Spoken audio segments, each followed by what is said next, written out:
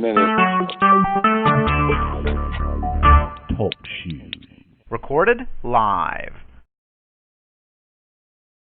5448, Black Power, my hotel, walking the feet on the ground. We in here tonight, Slaughterhouse Saturday in Eugenia. You know, we got a special for y'all tonight. We got a double special. Oh, hold on. Oh, somebody got some music or something in the background on. Somebody got the computer on too loud. All right. There we go. Oh, well, you know, tonight's Slaughterhouse Saturday. We got a double special for y'all tonight. We got a guest host in tonight, and that's our brother Larry. And he's on the line. We're going to let our brother Larry introduce himself, and then we're going to get into other guests tonight, other special guests, and that's going to be our sister Sophia Stewart, the creator of The Matrix. And we're going to get it in with some good conversation. So, let me check and see if everybody in here, we get everybody placed in first. Brother Cole.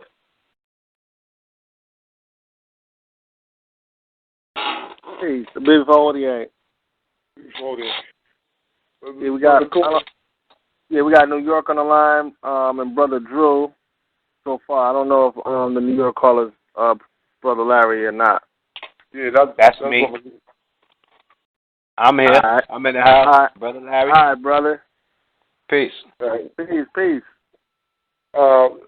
And Brother Drew, Sister Sophia should be calling in from California.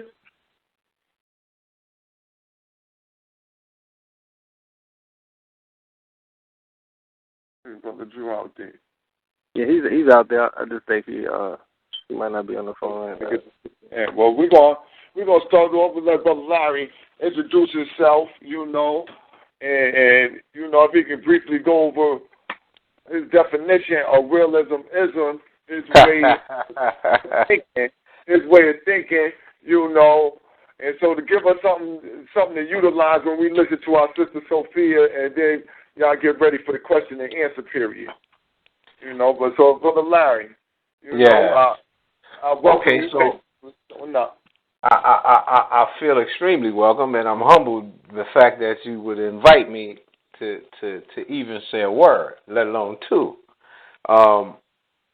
As you know, my name is Brother Larry. Some people tag me Professor. That would be Sayonetta. And some people do it contemptuously because they assume that I'm being big-headed about things, right? But nothing could be further from the truth, right? I am an eternal student, which is why I never say that I'm a teacher, right? I quest for knowledge ceaselessly, everywhere, every day. That's why I keep my camera with me. Now, the way that I view things is this way. We are in an artificial environment. If you ever go outside of the city, once you come out of the artificial environment, you start hearing crickets. Shit running through the woods. Trees. You don't see no buildings. You don't see no structured lawns, and because this is not reality. So now, understanding that the basic visual that you get throughout your life is based on a fabrication, right? That's that matrix thinking. And people, it never occurs to them that this is artificial, that even the way that they behave is kind of artificial. Because when you take someone who just says to hell with it, right? And starts doing whatever he wants to do, anywhere to anybody. How is that not like a lion jumping on some shit and grabbing it and dragging it away and eating it? Right? Now, I'm pretty sure that the rest of the animals around the lion, they looking at the lion like, I can't believe you just did that. But they don't move. They don't like go on the other side of the forest and say no lions allowed. You know what I mean? In other words, that's a part of the natural order of things. Something chasing you, run. Nowhere to run, fight. You know what I'm saying? But in an artificial environment, in a fabricated environment, maybe your responses to shit won't be natural. You know, like if something chases you, you might not run. You know, you might put your hands in the air and freeze. You know, that's kind of artificial. But if you are programmed to the artificial response, you might respond artificially. Don't move. You might not move. Where don't move, that may move faster. Don't move, something trying to grab you. That's natural. You know, I'm just saying. But for you to, my brother, to open a floor for me, right? It leaves me in a position where I'm standing in one of those matrix like starting gates, like where Morpheus had Keanu and he plugged that shit in the back of his head. Yeah. I'm in one of those rooms right now. Yeah, plugged into it. Yeah, so when you get plugged into the back of my head, I don't know where I'm going. Please. Yo, what's going on, brother? That voice sounds familiar. We was waiting for our guest to get in. We had a brother call checking the line, so we had our special guest host, Brother Larry, just go over a little bit of, talk about himself and go over his paradigm of life before we got into the sister. Okay. Did she call in yet? Brother call. She's supposed to be calling in right now. I'm already on. Okay, all right. I've been on for a minute. Oh, okay, sister. I apologize. Then I text you alerted me to the situation, but I'm glad to have you in. Thank you for coming in. Well, we're gonna let our brother Drew we're gonna let him come in and introduce you, Queen. But this is Brother Bourne right here, and welcome to Feet on the Ground Radio. Welcome to Slaughterhouse Saturday, where we destroy the lies and big up the truth. And, we do this day in the honor of Dr. John Henry Clark, and who is still betraying the African Revolution. So, that's the spirit that we do it in. And so, we'd like to thank you for coming in, Brother Drew. Yeah, Yes, I was listening to your lion story. Your lion story that had you paralyzed like in the Matrix. Yeah, brother, that was Brother. That's our special guest host, Brother Larry. Go ahead, Brother Larry. No, sister, it's an honor to talk to you, right? Because you're responsible for that visualization. You breathing that into the ether allows those types of mental models to even be conjecturalized, right? I don't know because I've never seen anybody paralyzed by lions. I've never been attacked by any, so I've never been attacked by a lion. The only lions I've ever seen, they were in the zoo. Sorry. I've never confronted a live lion before, so your experience was exhilarating. Oh no, that wasn't personal. That was conjectural. But it's based off of a lion eating somebody up, though. There's a video of a white guy getting out of a Jeep in Africa on safari taking pictures of one lion. The other lion had other ideas. I'm sure he was hungry. They usually are in the jungle. but sister, what gave you the idea? Brother Larry, hold on, Brother Larry. Wait. We want to get this introduction. Well, okay. Don't spoil it. Don't jump a question ahead. Wait. Don't spoil it. You go jump a question ahead. We want to give a good introduction to who the sister is and let her introduce herself. Well, you have to do that. Yeah. I can't front. That's on y'all. Okay, yeah. Well, I want to welcome Brother Larry to the show first, but I definitely got to give a shout out to my sister Sophia Stewart, and for everybody that's out there. If you don't know, Sister Sophia Stewart, she is what is coined on the internet and throughout the world right now as the mother of the Matrix, because she wrote a screenplay synopsis or something that she submitted, and I want her to get into that. But first, you need to correct something. I am not a tagline. That's Jay-Z and Diddy and all of them. They have tag names. But that's the name that they're known for, brand debt. But I am the writer of The Matrix and Terminator in the movies. That needs to be first addressed, that I'm the writer of The Matrix and Terminator. And, of course, the fans gave me a tag name, Mother of the Matrix. But that's a tagline, or a tag name. Mm-hmm. Well, I like to call you the creator and the writer. But I just want the word on it didn't come from a script and synopsis. It came from a script treatment and a book. And I created the characters, the graphics, the special effects in the makings of The Matrix. So I am the creator of the work.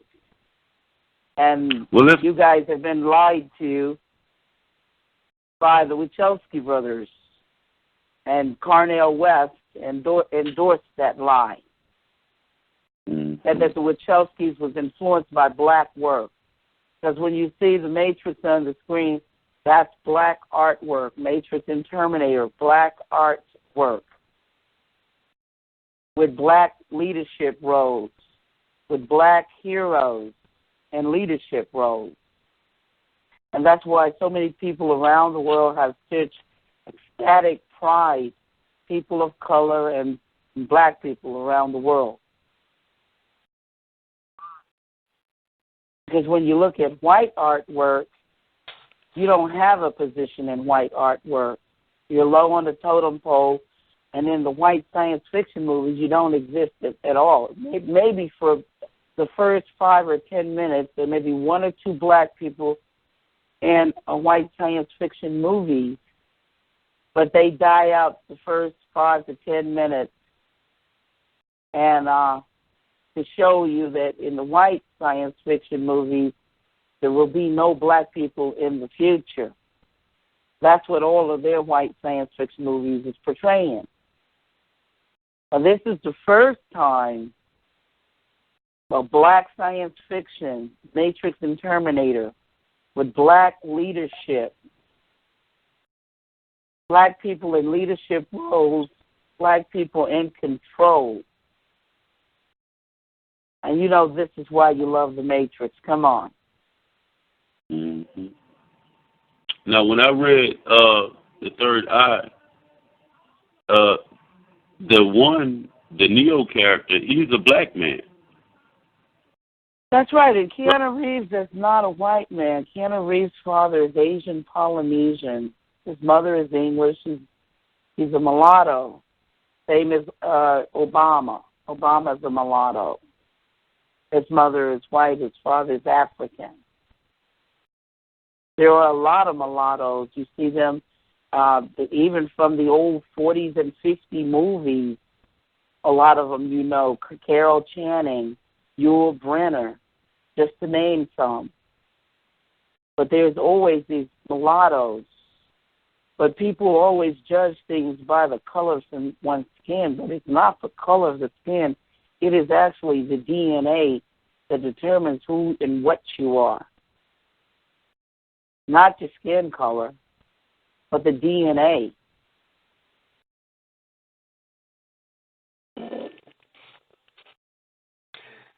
So for the people, how did they come across your writing? I know that you were affiliated with the Jacksons, and you did a lot of stuff for a lot of famous people out in Hollywood. But how did Cameron and Fox and Paramount come around? How did they get their hands on your writing? It wasn't Paramount. It was Warner Brothers and the Wachowskis, James Cameron and Gail Ann Hurd. Mm-hmm. These are the people who claim that they wrote The Matrix, and they did not. I was shopping my work in 1981 while I was at USC Film School. I have a degree in journalism, a double major in law and psychology.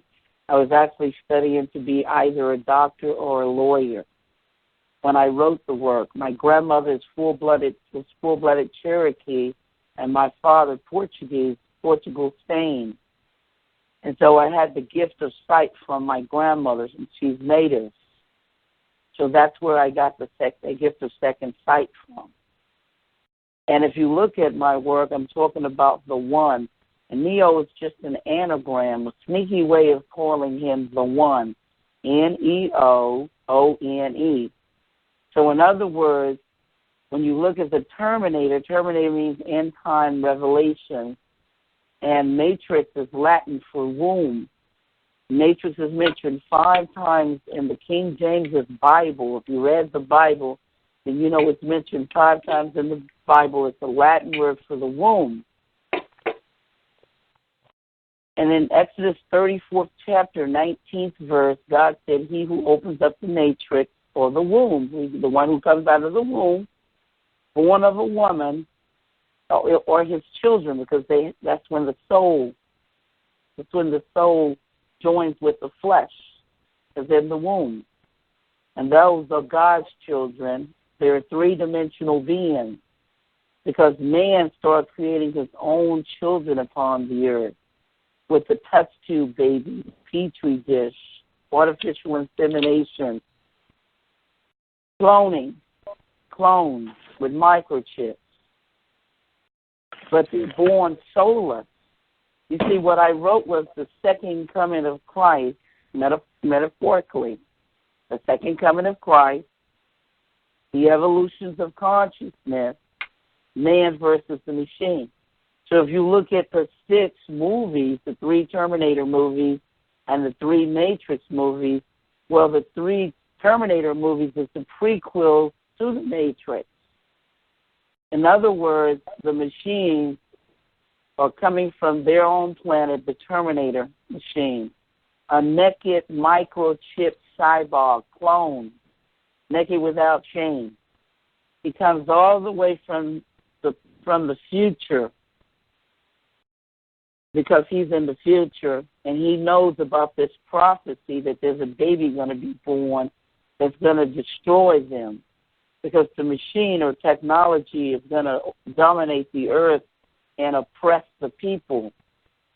And these machines know that there's going to be a leader, a rebel child, the one born, that is going to take them out. So the Terminator comes all the way from the future, from their own planet, the machine's planet, to come and kill Sarah Connor. Sarah Connor is Neo's mother.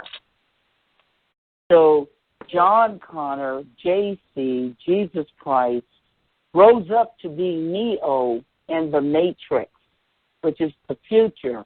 And by the time that he reaches 30 years of age, the rebellion or the revolution starts. And the rebels come and they get him, because now he's evolved. He's gone through evolution. He's evolved. He's ready. And they take him to Morpheus. So Morpheus can prepare him for the way, like John the Baptist.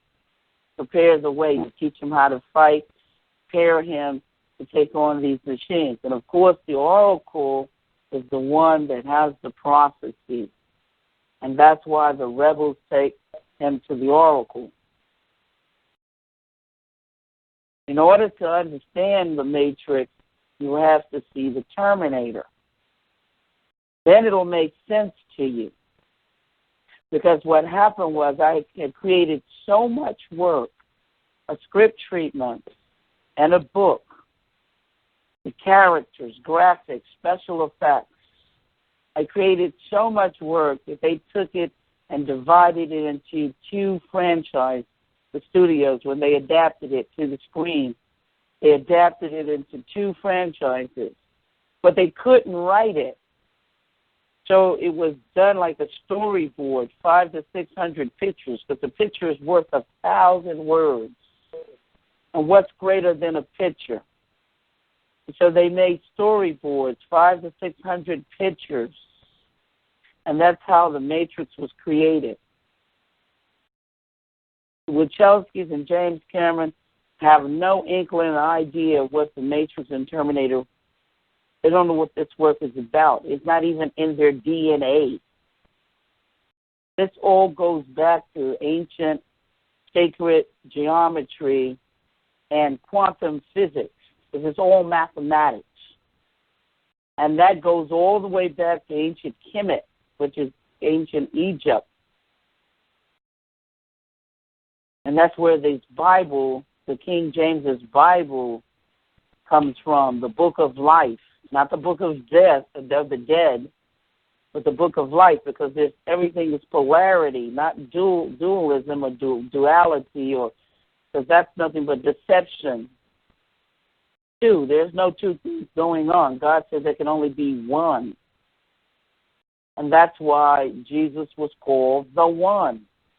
God said there can only be one good, one energy that's good. And what happens is when man does corruption or evil, he flips that one energy and it flows in another direction, and that's where you have chaos and corruption. Because no 2 things can occupy the same space. And if you put God in all of your spaces, chaos can't get a foothold in it, so therefore it could not be any corruption or chaos.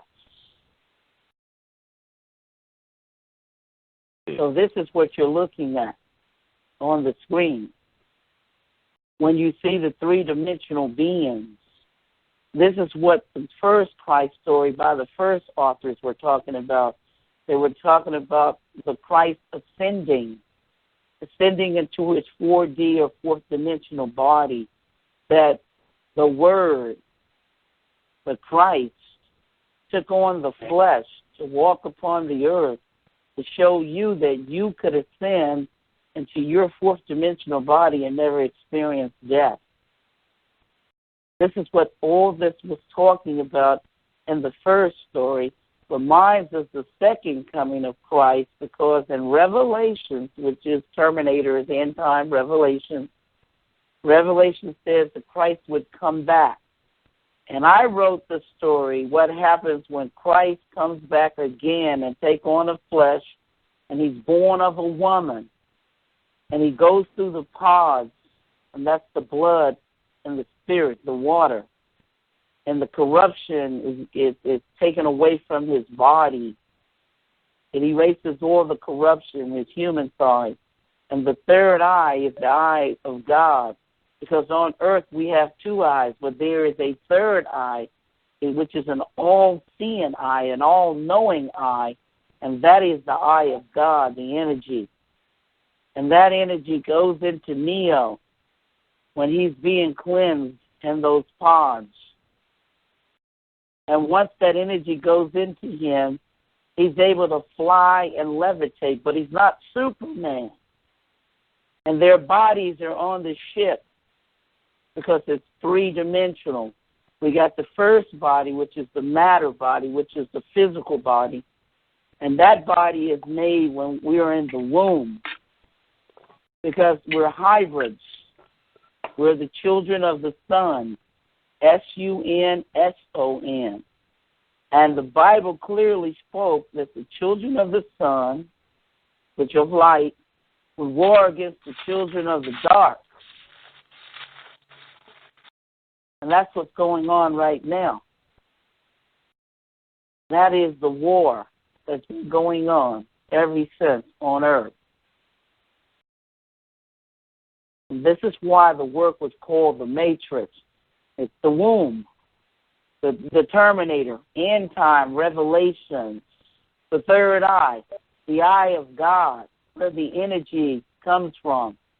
And when you are in that womb, it's the womb that makes you a woman. A doctor can grow breasts on a tree. He can grow breasts on a monkey. He can fashion a vagina on a monkey. And it still won't make it a woman. What makes a woman is the womb. And if you don't have that womb, you will never be a woman, because that's the birthing canal of creation. Woman is the female, feminine energy of creation. She is going to create, and she's going to create in that womb. And in that womb, when I said you are hybrid, you're born of the water in the spirit, in the blood, because that's what's going on in the womb the first 11 weeks. Then at the 12th week, your body is being manufactured.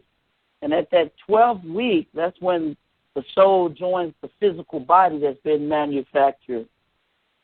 That physical body is being manufactured because the womb is like a cocoon. The same process that happens with a little caterpillar or a little worm crawling upon the earth. He goes inside of the cocoon, and he stays in there a number of times, and after he comes out of this period, he's got wings. He's gone through evolution. Now he's flying. He's evolved and transformed into another state of existence. And this is what it is speaking about when you're coming out of the womb and coming into this dimension, and you have a physical body, but yet you're hybrid because your body is made of so many percentage of water. The same process that happened in the first story of the Christ. His body, they supposedly had killed his body. They buried him in a tomb. He was in there for 3 days, then he arose. And when he had arisen, resurrection, he was in his light body, his four-dimensional light body. They recognized him through his eyes because that's the windows of the soul. So they knew it was the Christ, but his body had transformed. It was a light body, a holographic light body, fourth-dimensional. And he could ascend. He was flying. He was levitating. But none of this stuff was ever explained to you guys.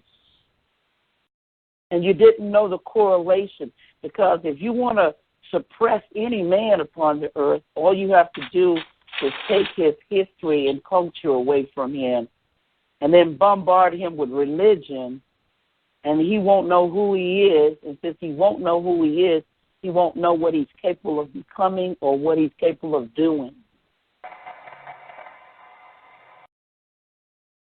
And this is how the white master has suppressed and oppressed and depressed and suppressed you. Mm-hmm. Because you should know about this. You should know that we are three-dimensional beings.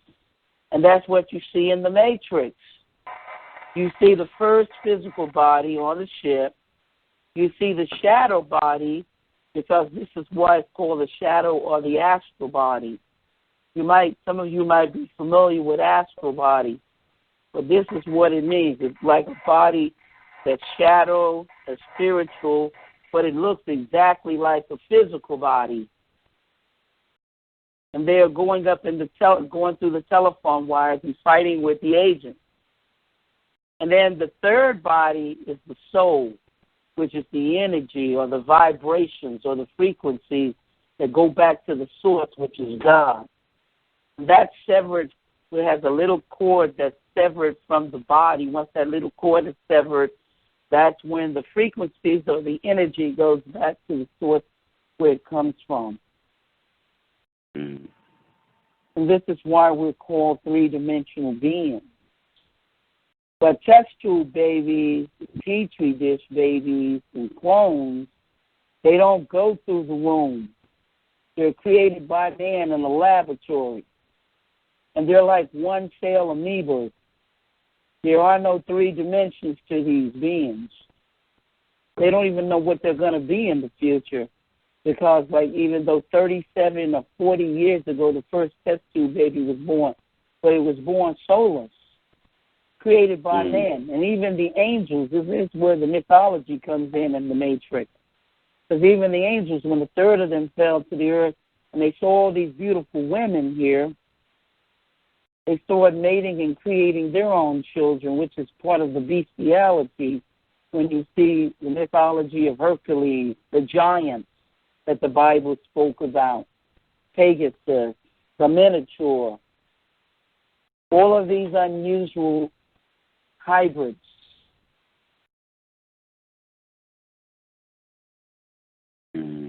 Because when you go into the Bible, King James's Bible, Genesis is no word. It's just an anagram, a sneaky way, and that's just like, again, what I told you. Your oppressors have flipped everything backwards so you won't know what's going on. But if you get a mirror and you start to hold the mirror up to the words, you start to realize and see the truth of what's going on. Genesis is no word, but if you flip it backwards and it's flowing in the right direction, which is positive, you see that it is genes. Genesis is really, when it's flipped correctly, is ISGENES. It's 2 words. It's genes. Somebody is being born in Genesis. And the birth of the creation is that God spoke about his children on the earth were already here. They were already born, and they had replenished the earth.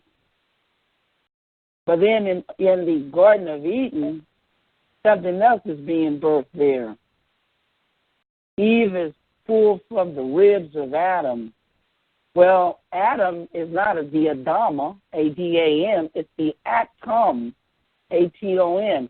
Again, in the laboratory, if you take an atom, A-T-O-M, and you splice it or split it to the right, you're going to create life. You're going to create a body. It's called a clone.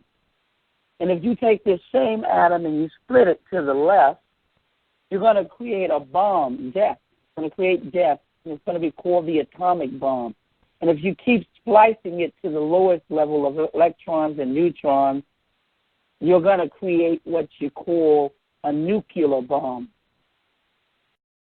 But it's the same atom, A-T-O-M. That same atom going in one direction to mean life, and going in another direction means death. It's because I told you everything with polarity. The same when you get in a car. You don't have 2 batteries in the car. You have 1 battery, but on that battery, it has a positive sign and it has a negative sign. And when the car is being driven properly with that battery, it goes, it moves. And when it's not properly done and it's wired wrong, it will burn up. Because if the energy flows in the negative, it'll burn up. It's the same principles of electricity. There's no 2 electricity running through your house, a good one and a bad one. There's only just 1 electricity that's going through your house. And then when it's used properly and it's flowing in the right direction, which is positive, your house is warm, your food is cooked, and you're kept happy. But when that energy is reversed, that electricity, it'll burn up your house, burn up your food, and burn you up. Now, you can't cut the electricity in half and keep the good one and get rid of the bad. It's the same way as this energy that's flowing in us. It's the same energy of polarity. Not no 2 things going on. You're not good and bad. It's the energy that's flowing in you that can go either way. It can be positive or it can go negative in you. You can experience good things or you can experience bad things. It's your choice how you flow the energy inside of your body. If you use that energy for a positive effect or you use it for a negative effect, the choice is left up to you.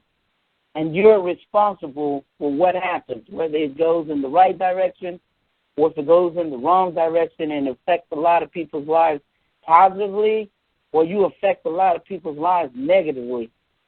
You're responsible how you use that energy that's in your body. But there's only one energy in your body. There is no devil versus God because there is no devil equal to God. In order for a devil or Satan to be equal, he would have to create his own self. But the Bible clearly says that he was an angel and that he was subjected to God, and God had created everything. So therefore, he was below God. He was never an equal. And this is the lie that's been told on why all these witches and warlocks and witchcraft, because they're believing in a lie. They're believing that Satan is an equal when he's not, and that's the lie that's been told. But when you find out the truth, you don't have to go in a negative direction. You can take it to a positive positive journey and receive all positive things upon the earth. For everything is subjected to God. And everything is born in a cycle of obedience. The elements, which you know what the elements are, because you're breathing the air, and you see the water, and you see the earth, and you feel the fire whenever you experience the fire.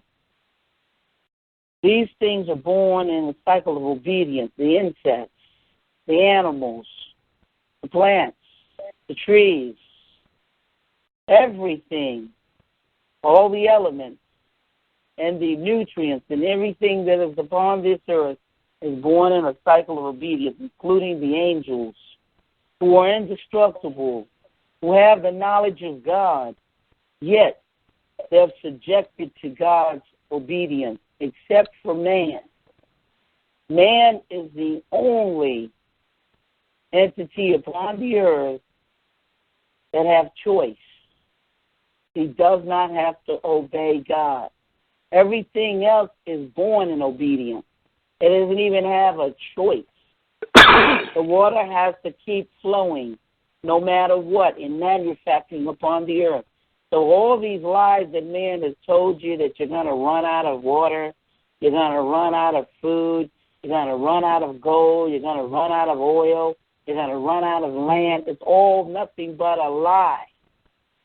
A big lie that was told to you to create fear and ignorance in you. Because everything born in the cycle of obedience is constantly replenishing itself, constantly manufacturing itself. Water is popping up right now in somebody's backyard. Water is just recycling. It's never going to go away. Fire is recycling. Never going to go away. The air that you're breathing right now is recycling. No matter how bad man stuff it with chemicals, no matter how bad he puts fog or whatever he does with a harp machine or whatever, doesn't matter. It is recycling itself and purifying itself. Including your body, in your skin. As long as you're living in the live tissue, your skin is rejuvenating and your hair is falling out and new growth coming in. Same thing with gold. Same thing with everything upon the earth. Animals. New animals are cropping up, going through evolution, preparing for the future. Everything of the old must go, and the new comes. Because God says everything must change. Nothing can remain the same. And that change was life. And that change was good. And that change was progress. And the only one that's trying to stop this change and progress and this good is man. With his ignorance, and ignorance is not a bad word, it's simply ignoring facts you should know. You should know these facts that I'm speaking about because you live them every day. You're seeing them every day. You drive around the earth, you travel by plane and train or wherever, cars, or you even may be walking. But there's nothing but land as far as you can see. There's nothing but air. You're breathing it. Because if man could put a switch on the sun, or he put a switch on the elements, and you didn't pay, then you wouldn't receive any of this. But God has taught you that he has given you this, and it's free. The air that you breathe is free. You don't pay for it. The sun we get every day, we don't pay for the sun. Water, you don't have to pay for water if you don't want to. It's all over upon the land. A majority of the earth is nothing but water because we're hybrids. And we need this water because we're hybrids. We're born of the water, the spirit, and the blood. Yet man is ignorant of his own creation. Atheists argue there is no God, that man technology is the greatest thing upon the earth. Technology is nothing but dead, innate things that men have created. And something dead and innate cannot be greater than its creator. That's the ignorance of man. How can a computer be greater than a man? Man created the computer, and man's brains is greater than the programs that are being created to enslave man, that pulls over your eyes to teach you ignorance. When you come out of the womb, you come out with knowledge. You come out with the knowledge of God. You know all secrets and truth. As soon as you get to school, all of that of God is taken out of you, and you're dummied down with programs. And then what does man do? He installs his own ignorance in you, his own history, and his history is his story. He creates a false story, and he puts these programs in you, and all you're doing is like a robotic machine that's espousing all of his ignorance. I've had people to tell me, what book did I read? Books don't teach me. I create the books. I'm the one teaching the books. Mm-hmm. The books, what book do you know that have taught man? Books don't teach men. Men write books. Men are greater than the books. I was inspired by God. And this knowledge that I speak is so simple. It's simple inspiration from God. And most people don't know this inspiration because they don't know God. I hate to cut you off, sister, but when you're saying that, when your inspiration from? Because I'm getting questions. I'm getting a lot of questions. People inboxing me, asking me questions. Your inspiration. Could you tell the people how you started? You know, like your childhood. You told me stories about your brother teaching you how to drive, and you took the IRS test. Could you tell them a little about yourself and your background? Because you said it's so simple, and to me it's so simple also. It's so simple to me. This is something that I've always knew my life, but to a lot of people it seems so complicated. But you broke it down so easy and so real for a lot of us, because a lot of us see this for what it is. But could you tell us a little about yourself, your background? I know you're from the Bronx, and you moved to California. Could just tell the people your story about how you came up and how did the story and when did you write the story? Because those are a lot of questions that I'm getting. But I'm glad you spoke on what you spoke on earlier, because that is really what I wanted to touch on. But this is no problem. I should have. I'm from New York City, and growing up in New York City, it's one of the most phenomenal places of communication. And of course, we learned Black history there. Black history just recently, I guess within the last 10 or 15 years, have been mandatory in the schools. But before that, there was no Black history taught in the white schools nor the Black schools. The Black schools are now teaching Black history, but the white schools still refuse to follow the law, the federal law that mandates that they teach Black history. for the kids. So when I was growing up in New York, it's a different kind of life. Because I used to go to the Apollo every weekend, and Apollo is in Harlem on 125th Street. And they used to also show black exploitation movies there. Well, I saw all these black exploitation movies, and they were only out because Hollywood needed black people to help them out. They were losing money, and nobody was going to see any of their movies. And so they started letting people like Pam Grier, Richard Roundtree, Isaac Hayes, and a whole host of others, Hammer, which is Fred Williamson, Jerville Martin, Pam Grier, just a host of movies that Rudy Ray Moore. I'm just trying to think of some of the ones you've seen, Sidney Poitier and Bill Cosby. It was just a lot of black exploitation movies. But a lot of the movies were just buffoonery because Hollywood says that they didn't really want black movies in Hollywood because they didn't make any money. Our movies didn't make any money. But they made sure of that because, like I told you, they only allowed this buffoonery. There were no black superheroes. They just had this bamboozle thing that Spike Lee was talking to you guys about when he did the movie Bamboozle. And so I was inspired. I wanted to create metaphysical movies with black superheroes, and that was my prayer to God, that I would be able to come out with the first metaphysical movie with black superheroes. And, of course, I went to USC Film School just to do that, to create movies with black superheroes. And that's how I was inspired, and that's how my prayer was to God. So when I saw Star Wars in Harlem in the late 70s, I saw it was, again, white science fiction, but no black people, no black superheroes.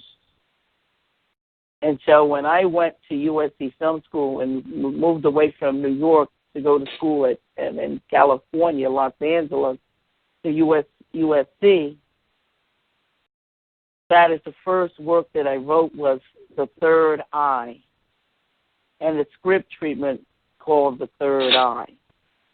And I shopped my work to 20th Century Fox looking for George Lucas because I knew Lucas was the director who directed Star Wars, but I didn't know he owned Star Wars.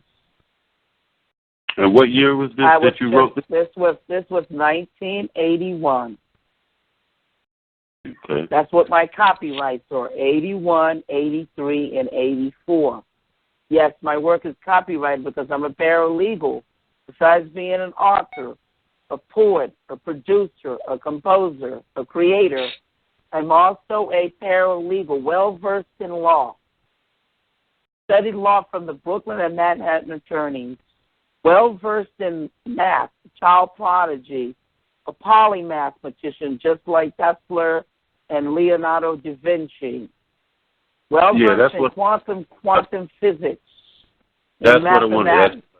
Tesla, and that's what, to me, you like the Tesla, honestly, you like the Tesla of science fiction and, you know, our black Tesla.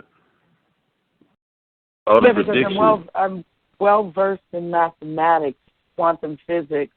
I was already doing taxes for grown people when I was 11 years old because grown people did not know what taxes were about, and they didn't know how to do them.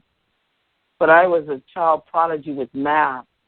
So I was already an entrepreneur at 11 years old making incredible money because I would charge the adults to do their taxes. And then I was doing payroll when I was a teenager for a company. I was creating grown people's checks and accounts receivable.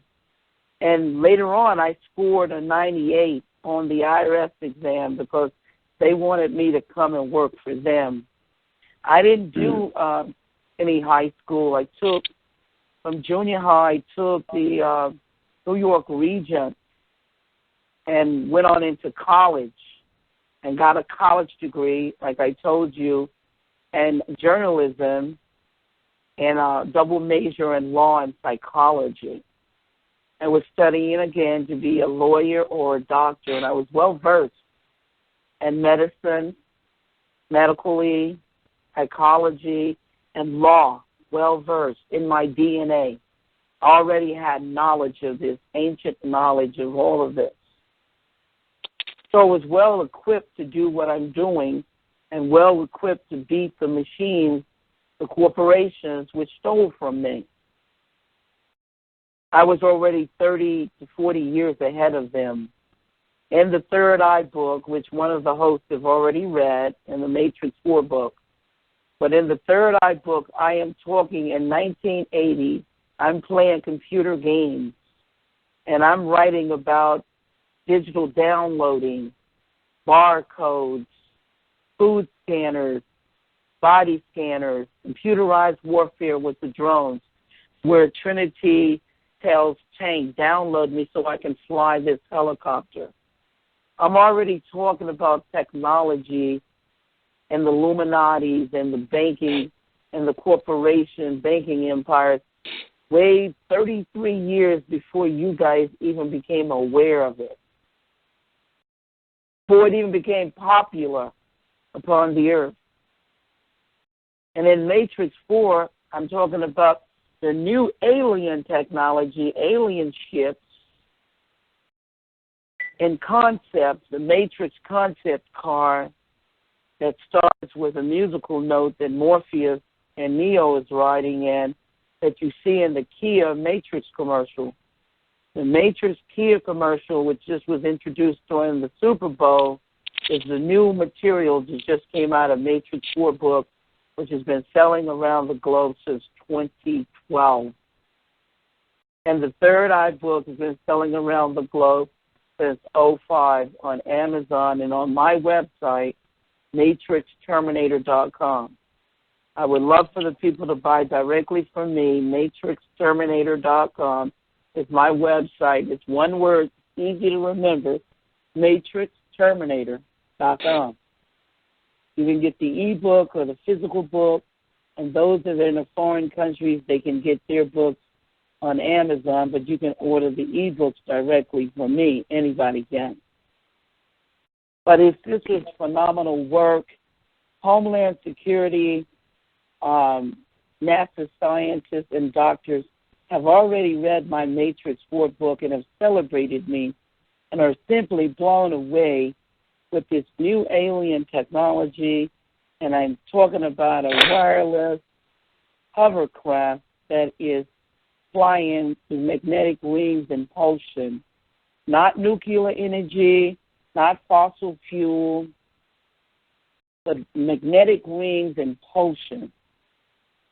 And it has blown Homeland Security's mind. They say, I have solved the Roswell incident, where back in the 50s they found these alien ships and these dead aliens.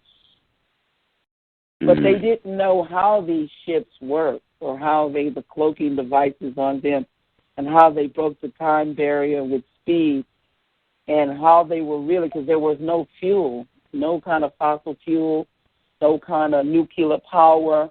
They didn't know how these ships flew until they read Matrix 4. In fact, they sent me some classified information on these very ships, but I had already created an alien ship already in the Third Eye book. And alien technology I was already talking about. This technology was not even on the earth. And in Matrix 4, that Matrix 4, that technology, which I'm going to go into details, and the Matrix 4, I'm talking about hologram clones. And I copyrighted the terminology hologram clones in 2010, and it was also copyrighted in my 81, 83, and 84 book, because when you look at the three-dimensional beings in the Matrix, I am the one who has come up with that astral body, which is a hologram clone of the physical body. Because when I saw Lucas's work in Star Wars, he was talking about these little miniature holograms, little miniature. But I knew that we had full body hologram clones. And so I'm describing these holograms in our holographic world. I'm talking about the indigo kids and the crystals, which are the young adults. When you see the little boy bending the spoon, that is an indigo kid, and these are the children that are exhibiting unusual gifts. Because when you go back to the first story of the Christ, and then the Moses story goes back even further during the ancient Egypt period, or Kemet, the Pharaoh is killing all these male children looking for the Christ child. And Moses was that first Christ child. Then the second one was the one that was written the first time in the Bible, where Pilate was killing all of these male children looking for the Christ child. And then my story, which is in the future, Revelation, I'm talking about the Christ child. And then also you see the indigos and the crystals. They have created their own franchise and their own story as to who they are and why they're with the Oracle, which was never explained to you guys in the first Matrix, because, again, the people who lied to you, the Wachowski brothers and Warner brothers and then James Cameron and Gail Hurd, they all just lied. They never wrote The Matrix, never wrote The Terminator. They had a bunch of ghostwriters to adapt my work to the screen. The Wachowskis had this so how did they get their hands on your work, though, sister? The people want to know. I told you that earlier, if you were listening, that I was shopping my work over to 20th Century Fox. That I sent it over there looking for George Lucas. And the Vice President, Susan Mesbach, got hold of it. And she took it over to Paramount to her friend, Gail Hurd. And Gail Hurd brought James Cameron in. And then later on, I was shopping my work again in 1986. The summer, there was an ad that the Wachowski brothers had out, and they were looking for a science fiction manuscript to do into a comic book. They did do my work into a comic book, which you guys don't know about. The comic book was released the same time The Matrix was, March the 31st, 1999. But when I came knocking at their legal department, they snatched up the comic book, but I still have proof and paperwork on it. And they snatched it up really quick. They got all scared. They offered me $5 to $7 million. I turned it down and went to the FBI and the U.S. Attorney's Office. Because I'm a paralegal. I was well-versed in criminal law, in all aspects of law. And I called up the U.S. Attorney's Office, and I got Elizabeth Ann Stevens on the phone and asked if she wanted to prosecute the Matrix case. She said yes. Take it to the FBI. They will investigate. Now, the U.S. Attorney's Office is the same office just like the DA's office that you guys are used to. One is the U.S. Attorney is for white-collar crime, which is in the millions and billions of dollars. And the DA's office that you guys are used to is blue-collar crime and the police. So the FBI is the same as the police. They investigate criminal matters that are more money, up in the millions and the billions of dollars. But it's the same procedure. You go to the DA's office, he's going to tell you to go to the police. They'll go out and investigate, bring the evidence to the DA's office, and then the DA will prosecute. Well, that's the same thing with white-collar crime. You go to the U.S. Attorney's Office when it's millions and billions of dollars involved, and they will have the FBI to investigate the matter. The FBI will bring the evidence to them, and they will prosecute. That what happens in my case, the U.S. Attorney's Office got bought out by slush funds. Greg Diamond and Elizabeth Ann Stevens took money from Warner Brothers and the Church of Scientology so they could not be prosecuted. These corporations that I'm talking about in the third eye are the machines and the banks. They're so powerful, $500 billion corporations, Apple's and Microsoft. They're so powerful upon the earth, they start to be ruthless. And they have bought out judges and lawyers and politicians and agents and trademark examining attorneys and commissioners and assistant commissioners. And this is something that you should be aware of, because this is how men get enslaved upon the earth. There's power. How dare the FBI when you bought a copyright? They're supposed to protect your work. It's called theft. You didn't have any contract with anybody. It wasn't a contract dispute. Yes, FBI and policemen don't get involved in contractual disputes. But they do get involved in criminals when it's theft.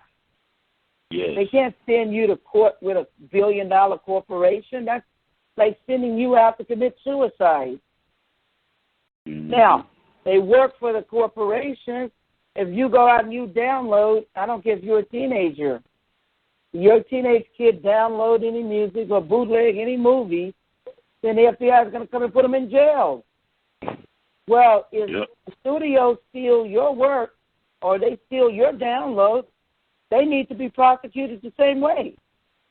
And this can only happen if you're not ignorant of the law, if you truly understand. But they made you, the corporations have made the people so greedy for money and damages that they don't even see that they have no chance of collecting those damages when they're going up against the corporations and the machines, the banking empire. It's an uneven playing field. This was a criminal case. This wasn't like this was a case that somebody was supposed to go to jail behind this. What happened with that? That is correct. I just told you that the U.S. Attorney's Office got bought out by slush funds. Let me explain slush funds if you're in ignorance of what slush funds is. Slush funds is a source of money which is called a payoff. It could be $1 billion where they pay off the media to cover up things, or they buy big chunks of media and they own big chunks of media against the law. The FCC went into violations against the people when they allowed the studios to own big chunks of media. Because when the studios own big chunks of media, they actually get to own you. They're actually telling you with programs what you should think, what you should buy, how you should dress. They affect your thinking in every way. Subliminal messages. There haven't been a free press since Benjamin Franklin. The reason what God has done is even up the score there. He's given us the Internet. The Internet is greater than any tool that man has ever created. Word of mouth runs the Internet. It's greater than anything that man can have ever created. It goes beyond him, and it works against him. Because man is all about manipulation, manipulating things, manipulating people, manipulating the media and objects. And I'm here to wake you up. My work woke you up. That's why you crave it, and you want more, because you want to come out of your slumber. You want to come out of your sleep. You want to know what is going on. And God wants you to know what's going on, because you can't make a choice if you're a slave or if you're enslaved with ignorance. You can't make the proper choices to evolve or go through evolution. God says everything must change. No man can stay stonic, and no man can stay unchanged. You have to leave the earth. You got to go. You don't belong here. If you don't change, then you don't belong here. Things that does not make changes don't belong. Even the criminals have to leave when they try to keep things the same way and suppress and depress and repress and suppress the people. This is wrong. This is wrong. This is how they stole my work. I did everything right. I'm a paralegal.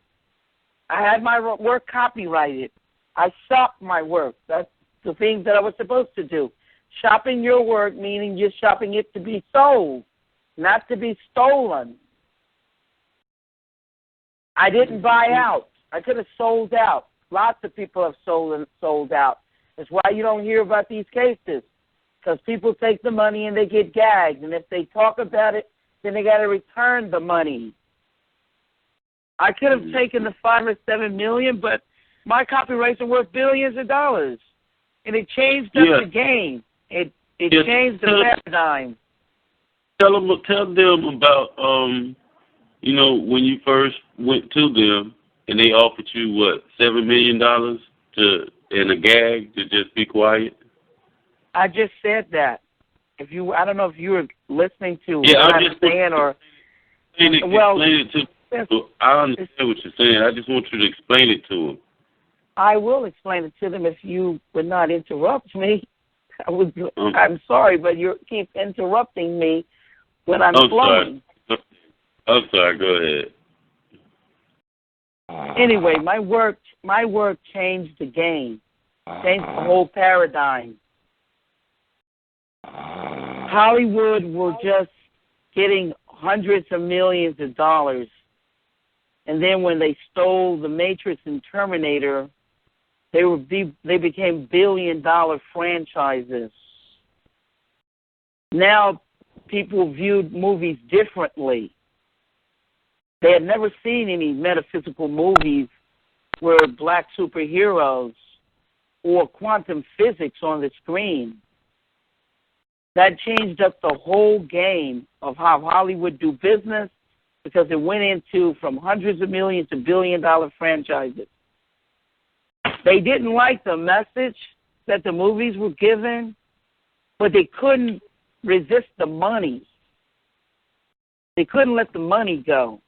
When you look at Matrix 2 and 3, the message is Nazism. It's a Nazi message that was rejected by the people. They tried to change the concept, tried to make the work into their own image, Nazism. But it was rejected because people around the world craved that Christ message that was in The Matrix and the Terminator. And they wanted more of it. There are 3 billion Matrix and Terminator fans around the world. And over in Europe, because I have Illuminati fans, the Rothschilds and Leo Zagami, who've called me all the way from Italy, Rome. He told me that over in Europe, Matrix is a religion where 80,000 people strong is following it. The Matrix is loved around the globe in Terminator.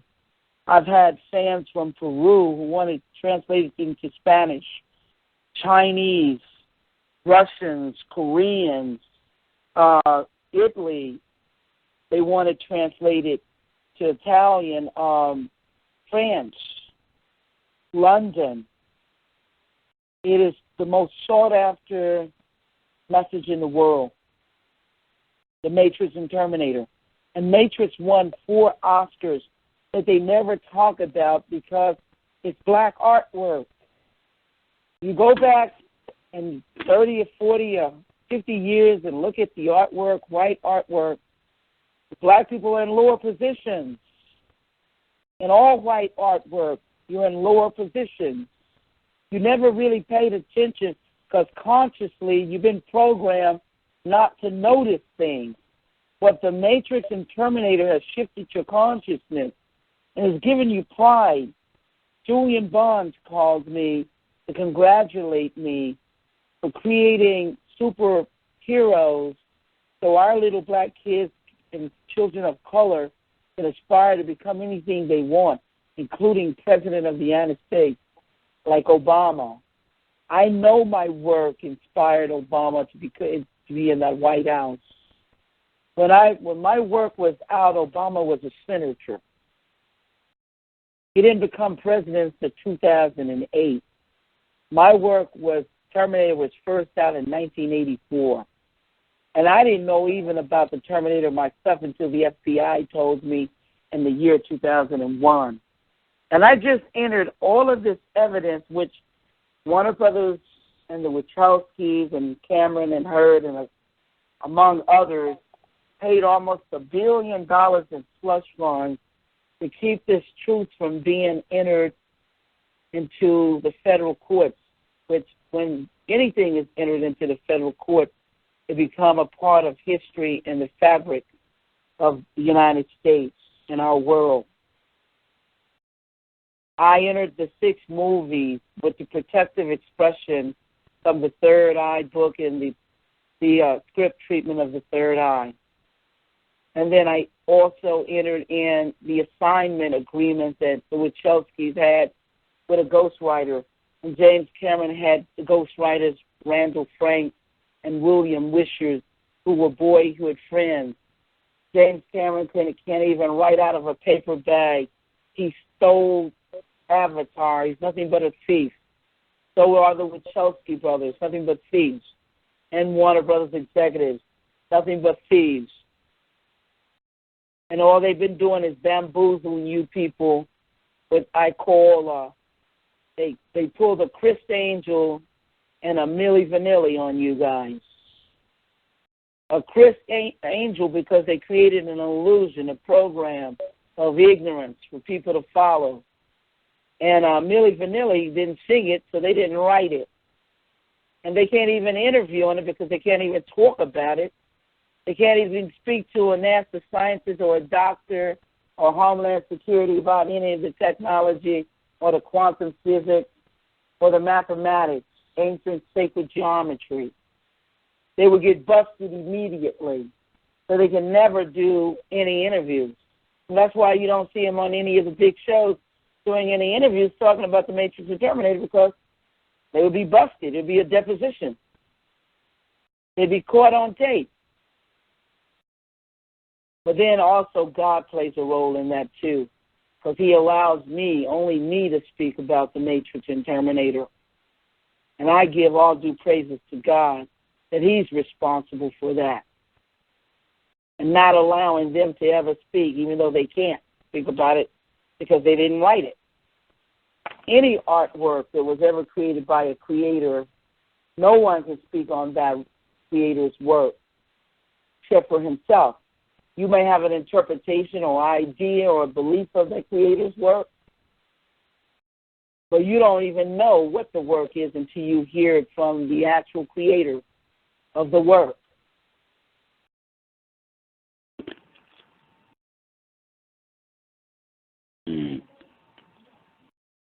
That's what's up. Now, if some people have questions, I would love to answer some of their questions. Brother Bourne, you out there? 3 or 4, yeah, I'm out here. Okay. Anybody got any? You know, I'm gonna say this. The first question was a question for my daughter, and she was like, you know, since you were on the line, she wanted to know what character or characters inside of the Terminator and Matrix did you fashion after yourself, if you did fashion any of them after yourself? The Oracle is me. I put my own stuff in my work the same way Stephen King and Alfred Hitchcock and Spike Lee. I saw that they put their own selves into their work, and I wanted to do that, and I did that, and that's who the Oracle is. Now, if you look at the 6 movies in chronological order, then you would see that it's one story. It's not 2 different stories. It's just 2 different franchises. But the Terminator's the prequels to the Matrix. They're one. I'm going to tell you guys something. because there's a lot of ignorant black people out there and a lot of ignorant white people out there also, and a lot of just ignorant people, period. But I'm going to tell some ignorant people, and ignorance is not a bad word. It's not an insult. Ignorance is just ignoring facts that you should know. When I was being interviewed, back in 2005 by Ed Garten, and Ed Garten is a well-known name in New York City, he said some ignorant thing to me, which I'm going to express to you guys. He said to me, and he thought he was being cute and smart, well, there's people that don't believe that a black woman wrote The Matrix and Terminator. And I said to him, you know what, Ed? My skin didn't write anything. Yes, the cover of my skin is black, but skin is a covering, and it has its own function, just like the tongue, the eye, the heart, the hair. All of these things were created with their own function. I said, it's my brains that wrote the Matrix. It is the brains that write. And if you take my brain out of my body and the brains out of other people with different color skin covering, take the brains and put them all on the table, can you tell which brain came out of what body? Well, there was the greatest silence in the room. And many people started laughing at him. Because you can't tell. All the brains look the same when it comes out of the bodies. The bodies have different colors, the covering. But it's not the cover that does any writing. It is the brains. Remember that. When somebody say to you that, I can't believe a black woman wrote The Matrix. Well, you know what? Her brains wrote it. And it's the brains that qualify you for whatever you do in life. Not the color of your skin or the covering, which they all have different functions. So remember that, because that's very important. Don't let anyone tell you the ignorance. Like one black woman that wrote about me and never met me. Someone I need to get on and forget about things. That's ignorance too. Somebody paid her to be ignorant. No one gets over and move on. A creator continue his work the same way Beethoven continued his work, the same way Mozart continued his work, the same way Tesla continued his work. All creators continue their work as long as they're alive on the earth. And when they're no longer here, their work ceases. No one should tell an artist to go on and forget about their work of art that they've created from their soul. It is what God has put in our soul. It is God's creativity that He's given us, and we should have reverence for it and continue it and not let anyone take it or deny it. This is who we are. If you don't know who you are, then you need to find out who you are. And you need to fight for what is right. Because that's very important. I don't do interviews to waste my breath. I do interviews just like my work, to shift the consciousness of the world and the people who are listening to me. And there's over 1,000 interviews posted by fans, which I thank you very much. Because a lot of people say, well, wow, did you put all this stuff on the internet? No. People who admired what I was saying and loved and admired the truth are the ones who did this. And word of mouth is what made it grow. And I have over 223 million people following me around the globe. But I get more respect from the Chinese and the Russians and the Koreans, even the Saudis and the Londons, than I do at home. A prophet is not even honored in his own home, the USA, because there's a lot of bunch of ignorant people in the USA. Yeah. I'm sorry to say it, but it's the truth. And the truth will set you free.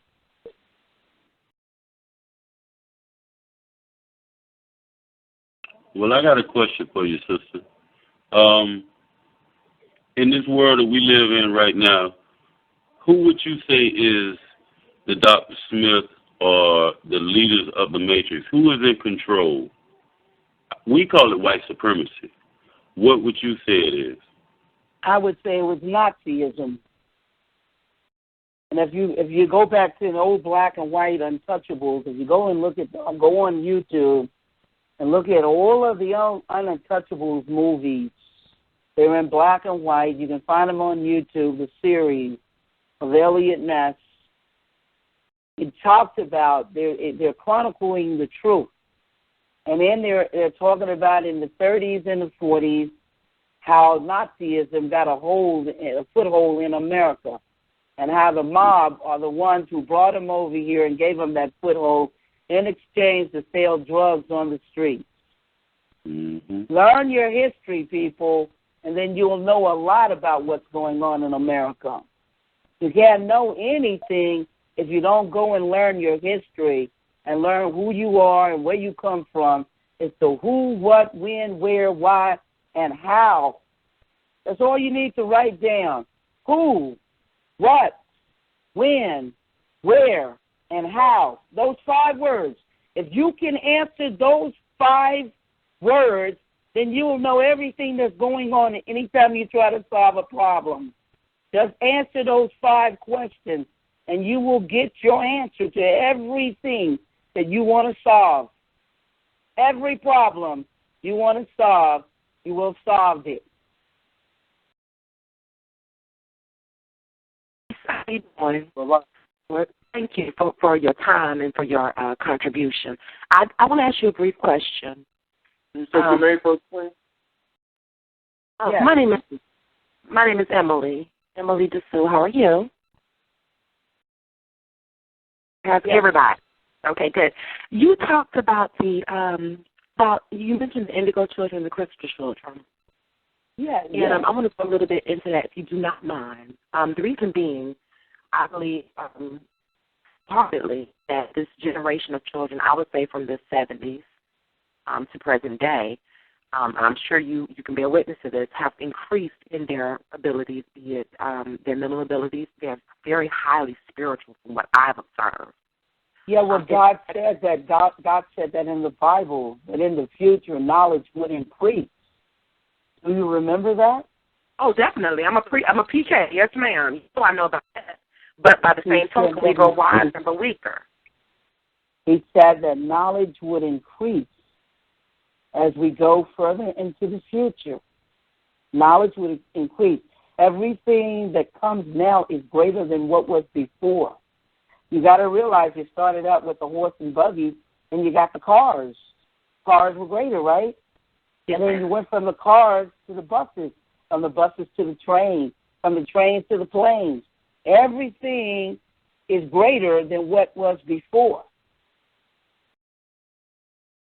As parents, I'm a parent of 2, and I noticed their abilities scholastically, their cognitive abilities, whatever. How can I, in your opinion? I think that you should give those kids every great advantage of sports, of knowledge, music, culture, every great advantage to support them in their endeavors and to what they will become. Yes, lots of people, you including, have indigo and crystal kids, but these kids are often misunderstood, especially the black ones. They slap them into special education classes. Yes, ma'am. They say they're dyslexia. They put drugs into them because they know that these kids are going to grow up to be 8-year-old millionaires and billionaires. They don't want these kids to be creators of the next things that are coming, transmitters and all kinds of other technology that's coming upon the earth. Do not let this happen to your kids. Do not let these people in the school district put your kids on drugs.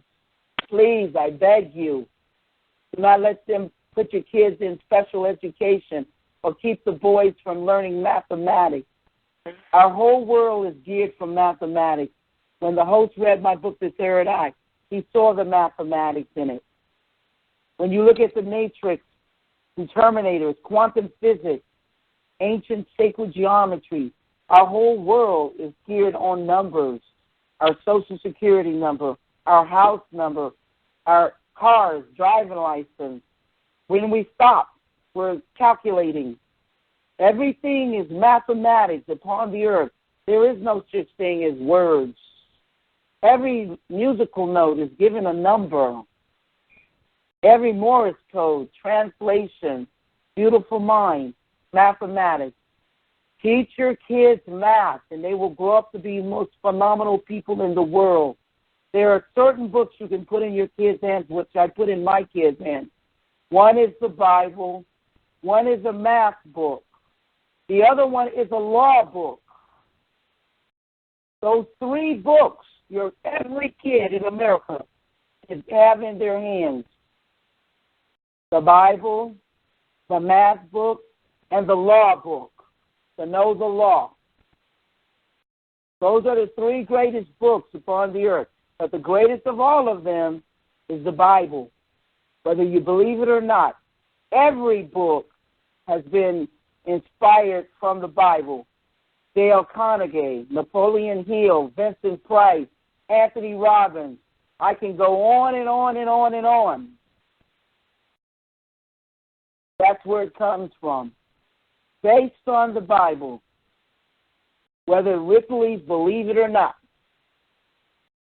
It's the truth.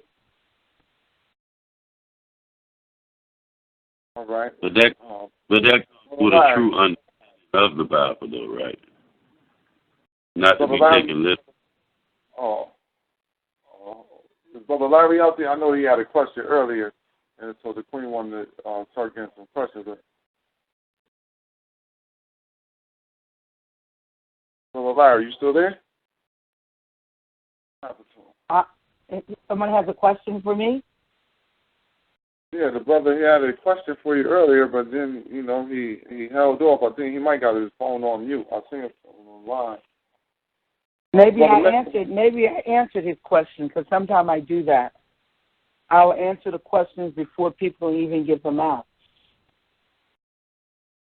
Okay. Hello? She truly is the oracle. Thank you. Ma'at Hotep. I am honored to be in the presence through vibrations. You have such a sharp intellect. After hearing your background and then looking back at my history being a victim of the Terminator 2 paparazzi fiasco, everything's falling into place. I see how you used, your background in psychiatry, for example, and law, and then using psychology and judging behavior, and in terms of relating to who the characters will be and how they will fit, control, and then control of the mind. You truly are the oracle. Thank you. Queen Sophia, yes, you are. It's kind of hard to ask the oracle a question because she already knows the answer, In terms, but in regards to the Terminator, were you putting this together as a how's it pronounced? A trilogy or a legacy, like in terms of rationalizing the pseudo reality of Star Wars? And putting it had nothing to do with Star Wars. Star Wars is the opposite of my work. If you've seen the movie Star Wars is Lucas is talking about how Satan fell from the dark side, from the light to the dark side. Right. It tells about his whole fall, and my work is about the ascension, metaphorically the ascension of the Christ, the one, Neo. So it's a totally, and you need to get the book, and listen to me very carefully. And this is where white people say black people don't read.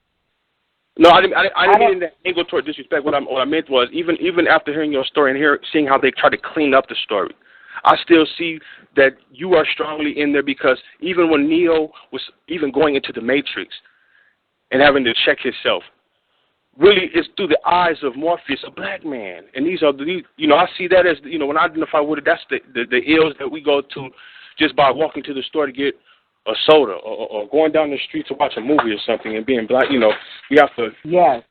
Yes, I know what you're talking about. I know exactly what you're talking about, but I didn't mean it like that. I meant that you need to get the book, like every book, like Lords of the Rings. The white fans had already read the books before they saw the movie Lord of the Rings, or the Hunger Games. They had already read the books, or Breaking Dawn. They had already read the books. Now, the books are available, and it has great knowledge in it. The Third Eye book, which is The Matrix and Terminator, and it gives details that you won't get in the movies. That's why people read the book. And then the Matrix 4 book actually eclipsed Matrix 1, but it carried on from Matrix 1 because they made 2 and 3 a dream within a dream, like Ezekiel, a wheel within a wheel, because Neo and Trinity never died. They are soulmates, and they shared a dream together, and they wake up from that dream, the evolutions of consciousness, and the saga continues. So Matrix 4 continues the work, and I don't miss a beat. And then 2 and 3 is just a dream, a fragment, like we have when we go to sleep. We have all of these dreams, and when we wake up, we may have bad dreams, like where we might be getting killed in the dream or getting hurt. But when we wake up, the saga continues, our life continues, and we go on towards positiveness. But now, was the Animatrix, were they plagiarizing your work as well in the Animatrix? Yeah, I own the copyrights to the Animatrix, Enter the Matrix video game, because they stole the artwork verbatimly out of my book for the Animatrix and the Enter the Matrix. And they all have that 1 minute and 45 seconds of the protective expression, which proves that I'm the writer of The Matrix and Terminator. Terminator movies have that. The Matrix movie have it. Enter the Matrix and Animatrix. And I own the copyright. I have the copyrights to The Matrix. I have the copyrights to the Terminator, Enter the Matrix, and the Anti-Matrix. Okay. As you should. Yeah, it's just like this. Let me explain to you.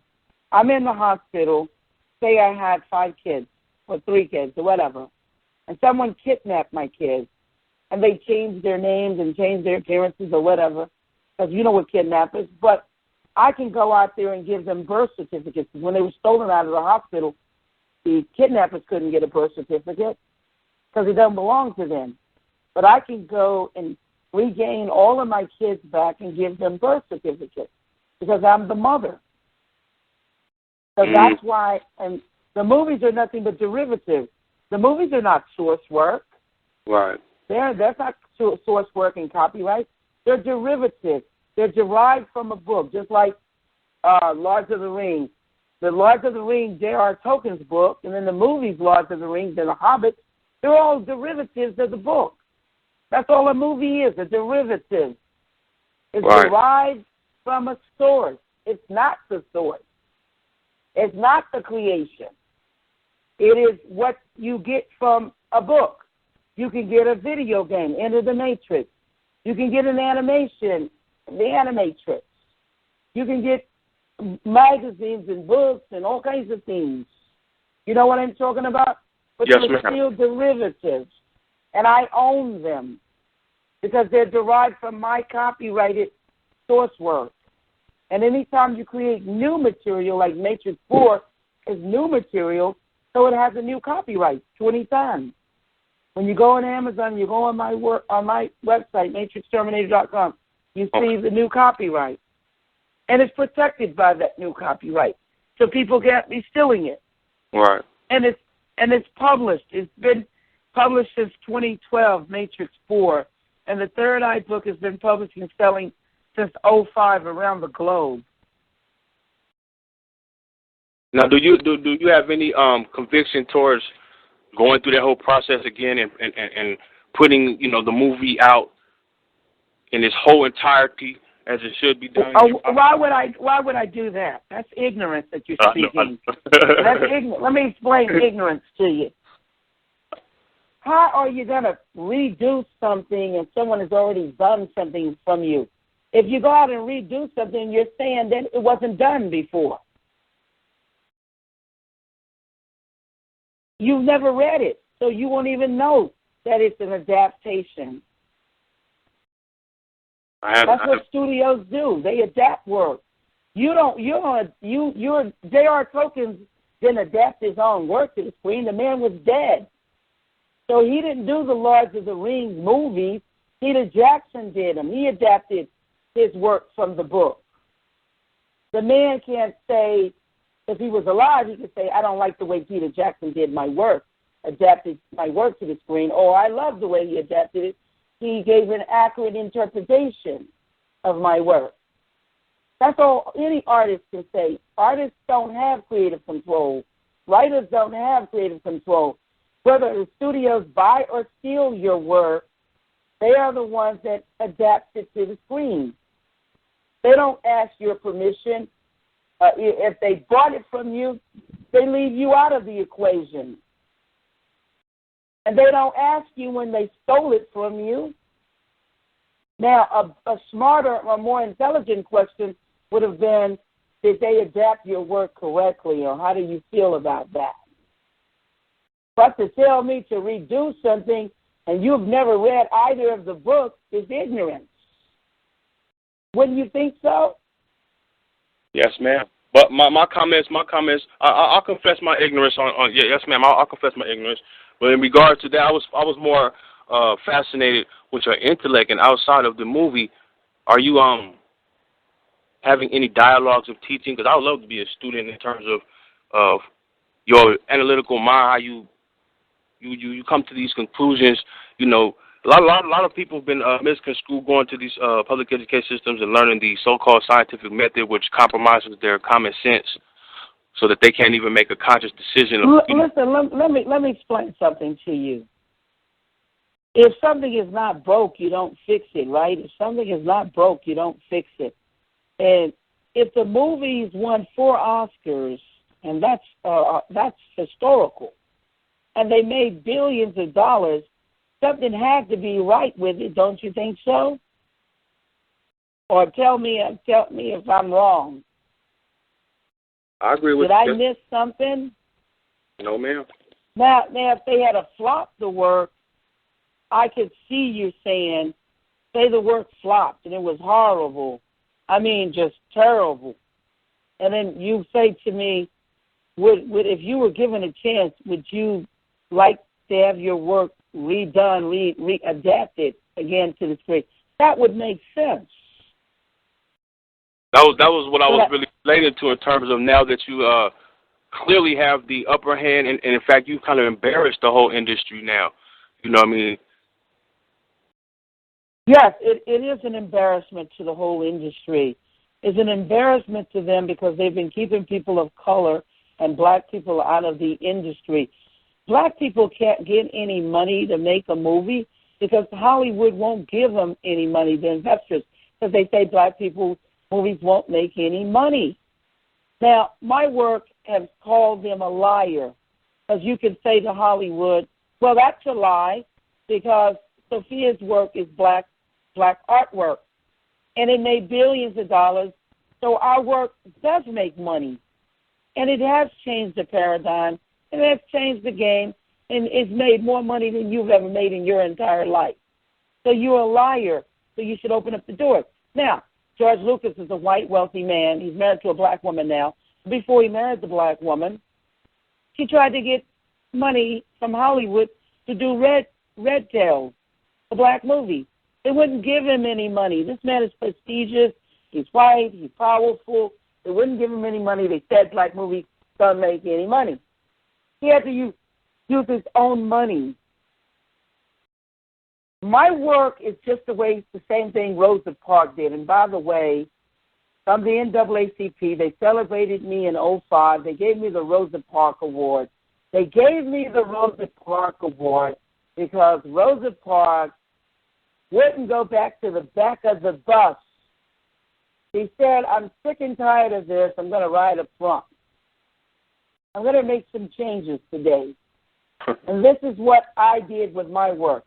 But people of color and black people are having a hard time understanding the historical facts of what I've accomplished.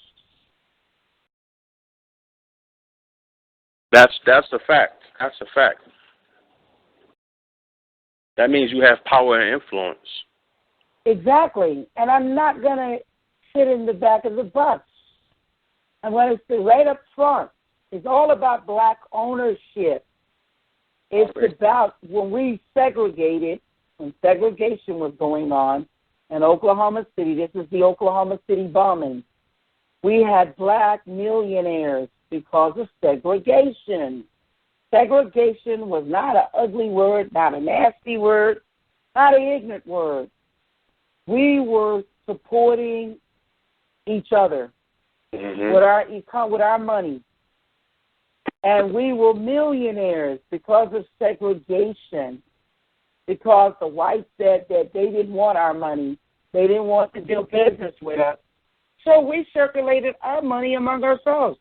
Now, all the other countries, people, immigrants that come here, they have little Chinatown. They have little Korean town.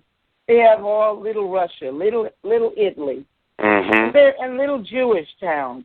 They're all segregation, and they are owners, and they are millionaires. We're the only ones that don't do and practice segregation. We're practicing integration, and integration is giving you money outside of your own, and that's what keeps you poor. Nobody else is practicing integration except for black people. And you notice it was funny, they made the law that is integration now, and that you can no longer segregate. And then black people became poor, and then they put them on welfare. And the worst thing you can do to a man is put him on welfare and suppress him and take his culture and take his history and divide him out of the home where the black woman can't have the mail in her home even though she's working. She can't have the mail there, or she's on welfare, she can't have the mail. But it's integration. It's integrating us. But when we were practicing segregation, we were millionaires and we had Black Wall Street. That's where white Wall Street came from, Black Wall Street. So why in the hell is it hard for you to understand that the Matrix and Terminator is black? I'm blown away. But that's right. A lot of you don't even know any of this stuff that I'm speaking on. Never heard of it. Heard bits and pieces of it, but never saw the big picture until today. That's right. You heard what I said. It was segregation that made us multimillionaires. And so hated that Oklahoma City bombing, they bombed all the black millionaires. And bombed Black Wall Street.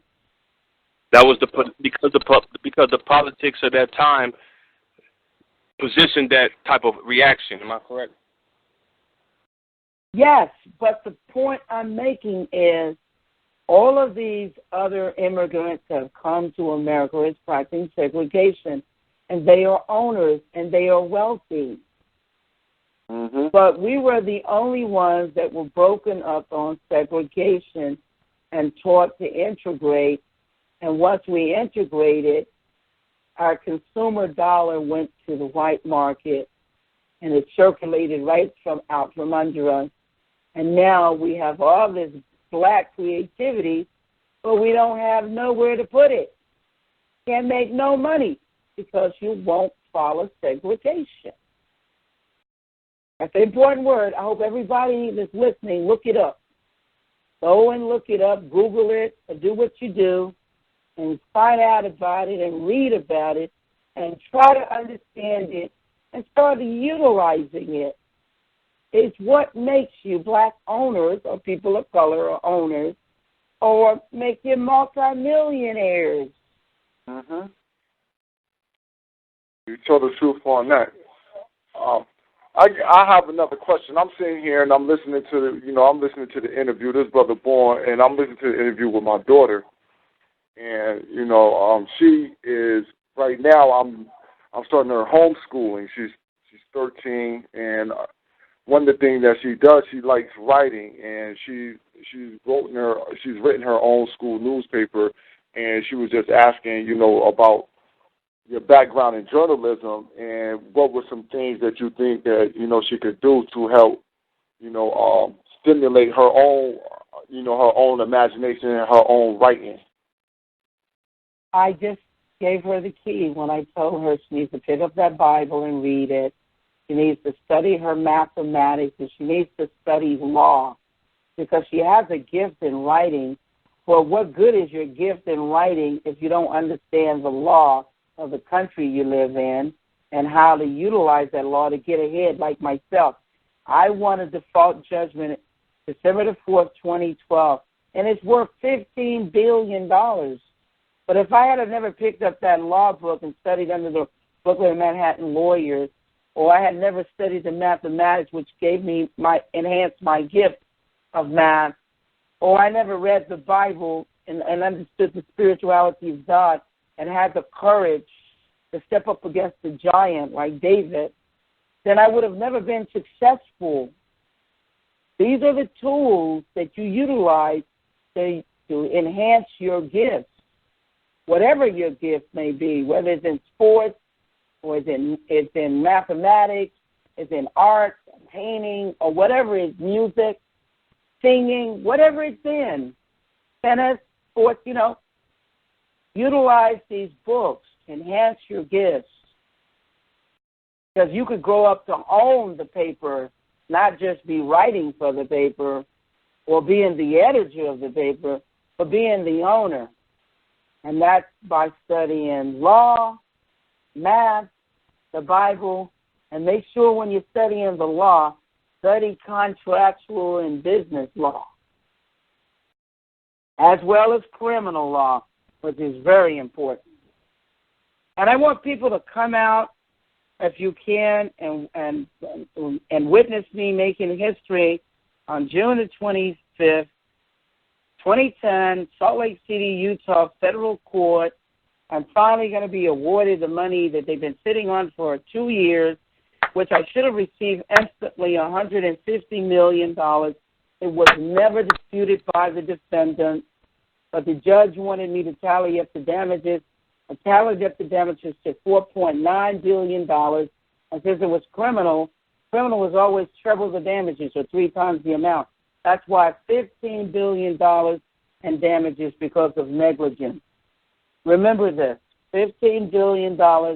I made history. I won the default judgment without an attorney. I did my legal briefs over there in the federal court and over in the trademark.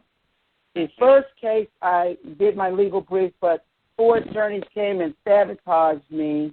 And I didn't think all 4 of them would have sabotaged me. I knew maybe 1 or 2 or maybe 3, but not all 4. But one of them did spill the bean web, told the FBI and told myself that Warner Brothers and the Church of Scientology sent them to sabotage my case so they won't go to jail, because it was a RICO/damage case in California, 2003, 2004. That was the first case. I won the second case, Utah. Come out and celebrate with me. Come out and make history. There will be celebrities and media and people. Come and meet me. That's right. And you dare to get what rightfully yours. You know what I mean? That's good to hear. Yes, and it changed history, because now you can say, all right, Hollywood, open up the doors, because black people work makes money. Billions of dollars. We've already seen that historically. Through music, yeah, and every level of liberal arts, every idea. You might start a chain reaction that'll spark that powder keg, Queen. I might have done what now? Could you repeat that? I said you might have sparked that powder keg in terms of, for years they've been stealing our music, our ideas, and every aspect of entertainment, every aspect of liberal arts, every idea. And right now, being that your position is, like you just said, Hollywood, you may spark the powder keg in terms of other people getting the motivation to say, you know what, let me go check my paperwork. You know what I mean? Well, I hope that I will have motivated people to stand up for their rights and not let people steal and take anything from them. I hope that I'm a living example of if someone takes something, you can take it back. It's yours. If they steal your car, go and take your car. Hey, you own the certificate of title. You own the copyright. Why are you going to court trying to get some damages when you can reverse everything and take it from them? Take it from them and start making money from it because it's yours. It belongs to you. It's not always about damages. It's always about ownership and principles. Yes, ma'am. Don't let anyone take anything from you. Stand up for your rights. So have they been trying to be an example? Be an example. Have they been doing tricky things when you say running from you, like having the courts in different states in hopes that you won't show up, things of that nature? That was just a lie told to you, another program of the Matrix. That I didn't show up for my court case. I had 4 attorneys. That's the most ignorant statement, and I can't believe that America could be so dummied down that they can believe a dumb statement like that. It's one of the most dumb statements that I didn't show up for my court hearing, so therefore I lost the case. Nothing is that easy. Be for real. You know, this is what they put a spin on things, and they can tell Americans anything, and Americans will just fall for the dumb. They always fall for the dumb. And, you know, that's ignorance. I'm sorry, but it really is. No one in America, you missed a couple of hearings, that is not going to lose you your case. And if you got attorneys, you don't even have to show up unless the judge requests you be there. But again, this is from not knowing the law. No, what was prevented was they prevented me from doing the deposition. They canceled my deposition, which they put into the courts. That was part of the evidence.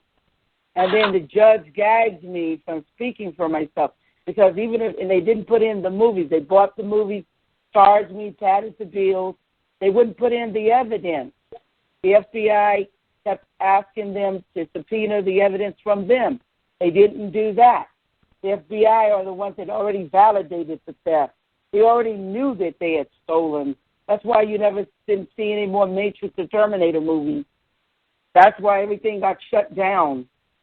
Because if they owned it, you would have just kept on seeing Terminator and Matrix movies. Be for real. That's common sense. No, that's what happened.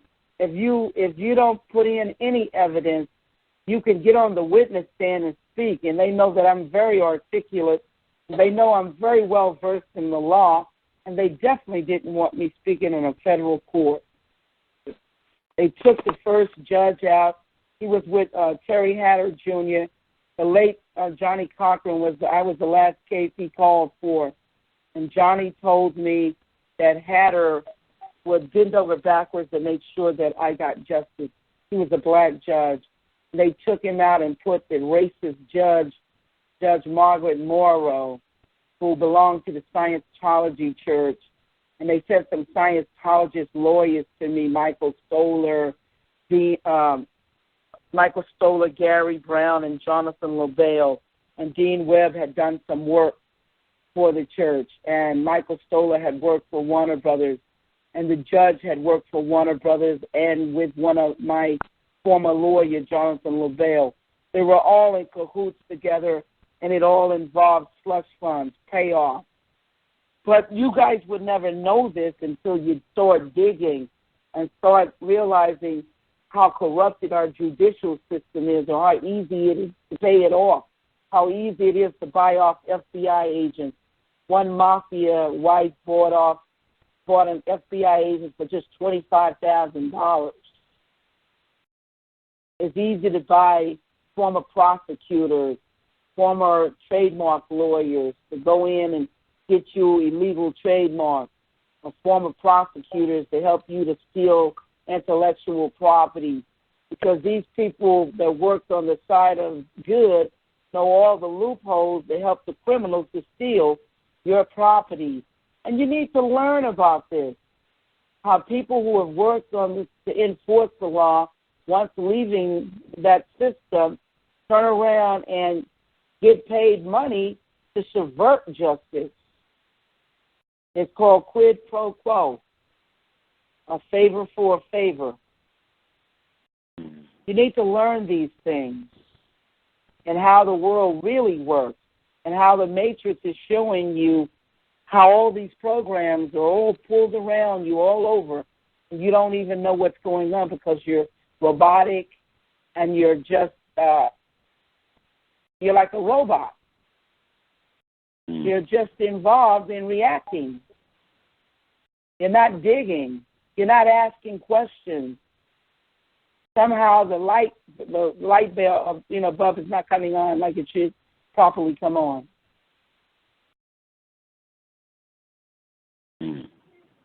Hello? Speaking on what you were just speaking on, man, we were talking one time and you was telling me about how James Cameron married this lady, so he would be prosecuted, or they would be prosecuted.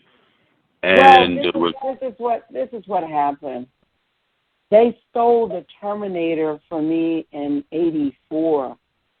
You know what I'm talking about? But I shopped it in '81, but they didn't make the movie till '81. So the FBI says that you can do all the things you want. You can create things, but when you release them to make money, that's when the crime actually occurs. So the crime actually occurred October the 26th, '84. And they married each other. James Cameron married Galen Hurd, divorced his wife. He had a wife. He divorced her. He's been married 5 times. He divorced his wife, married Galen Hurd, so they couldn't testify against each other. You can testify against each other if it's involved a conspiracy, but they didn't even know that at the time because they didn't know but so much law that they got from different lawyers. But that's why they married each other, and she put my work, the script treatment, under a constructive trust called Pacific Western Production Company. And he supposedly gave it to her for $1, gave her the Terminator for $1. He assigned it. When you look at the copyrights, he don't even have a copyright. It's nothing but an assignment where he's assigning it over to Pacific Western. And Galen Hurd was the one that created the dummy company, or the dummy corporation. Is called a constructive trust. And what it does, a constructive trust holds something that belongs to somebody else. It's holding my script in trust, or my script treatment in trust. So you see, that's why they create all these companies, what you call dummy companies, because they're not owners. But they need a company to take possession of something that they don't own. That's how most thieves do. So that's how it was done. What about the shenanigans with the Wachowski? I don't even like to call them brothers. I call them Wachowski sisters because one of them is a woman now. They're not, he's not a woman. I'm sorry, but he's not a woman. I'm sorry, but he doesn't have a womb. He will never birth a baby. He is not a woman. They are the Wachowski brothers, and that's what he was birthed as. And if he cut off his organs, it means absolutely nothing. It means he just cut off his seeds. He can no longer spout seeds. But he's still a man, and they are the Wachowski brothers. That ignorance that they spin off in the media is just what they are, spin off. They are the brothers, and they were the brothers when they stole, and they're still the brothers. And they're still the thieves. His wife, when he was getting a divorce, his wife told the courts or something that they stole it from you. Yes, Sophia Bloom told in her papers that Andy and Larry Wachowski never wrote The Matrix. Then I got the documents from the FBI that clearly shows they never wrote anything. They had an assignment, and they had a East Indian writer to adapt the work because it was black, and they couldn't interpret it from their DNA. They needed somebody black to interpret the work. So they had a ghostwriter named Raji Alwal to adapt the work to the screen. and the 500 to 700 pictures. Mm-hmm. That's all been entered into the federal courts, and anybody who wants a copy of the paper, I'll be glad to give them a copy, and they can look at it and weep, because the Wachowskis just told you a lie. They just created an illusion. They just created a matrix program for you. Pulled it right over your eyes while you were sleeping. Mm-hmm. They even got you confused, making you thinking they're a woman because he had an operation. All he is a Frankenstein, because that's what you are. Because a doctor can give you some pills and grow a breast on a monkey. You can grow breasts on anything. On a kid, a male kid, you can grow breasts on, and you can shape a vagina on anything, because there's nothing but plastic surgery, which is an illusionary. No, what he is now is a Frankenstein. He's an it, because he's no male, because he's not sprouting any seeds. He can't go back to what he was, so now he's an it. The same thing Frankenstein was. Frankenstein was not a man because he couldn't even sprout any seeds. All he could do was corruption, destroy. All he was an it. A thing. And we talk about that a lot. In other words, he has no function. He has no function. He can't sprout any seeds. He can't create any baby. So what is he? He's an it. He's not a man. He's not a woman. All he is a confusion. And people that speak about that he's a woman is confused. But you can ask any doctor, call up when you see your doctors, when you go into the doctor's office, ask the doctor, what makes a woman a woman? Is it her breast? Is it her vagina? Or is it the womb? And the doctor will tell you the truth. It is the womb that a woman can create in that womb. She can have a baby, create. That is what makes you a woman. And if you don't have that womb of creation, you're not a woman. Ask any doctor to tell you the truth, and the doctor will tell you. This has never been brought out. This has never been told to you. People are just mimicking programs and ignorance and confusion. That's all they're doing, mimicking it. But they got drugs. The biopharmaceutical company has drugs. One of the drugs, is in a $1 billion class action lawsuit, Resposol. It's called Resposol, where they were giving it for ADD to young male children in school, and they grew breasts. This is what happens with some of the homosexuals in the jail. They give them these drugs, and they grow them breasts, but they're not women. But I'm not going to harp on that. Next time you see your doctor, just ask your doctor. If you can call him up, ask the doctor, and the doctor will tell you that a vagina can be fashioned on anything, and breasts can be grown on anything. Oh, well, and you're not a woman. That's I know that by osmosis. That's natural for me. I know that when I was born. But I want to ask you, do you feel, since we're speaking on this, and I wish you was on the last show we had, do you feel that there is a homosexual, anti-sexual agenda, and how do you think that falls in with the Matrix and what's going on with us right now, with us being manipulated? Because they're trying to teach. Now listen to me. The homosexual thing has been going on forever. There's nothing new under the sun. There's nothing new under the sun. The only reason why you're seeing more of it right now is because that's the agenda that's being passed right now. Any agenda that they can make money off of is going to be pushed. It's all about making money. Keep that in mind. Anything that's going on, it's all about the money. Follow the money. Follow the money, you know what's going on. If it doesn't make any money, it won't make any sense. I hope you understand that statement. That's a very metaphysical, deep statement. If it doesn't make any money, it doesn't make any sense. If it don't make dollars, it don't make sense. That's right. If it doesn't make any money, it won't make any sense. Hello? It's all about money. Go ahead.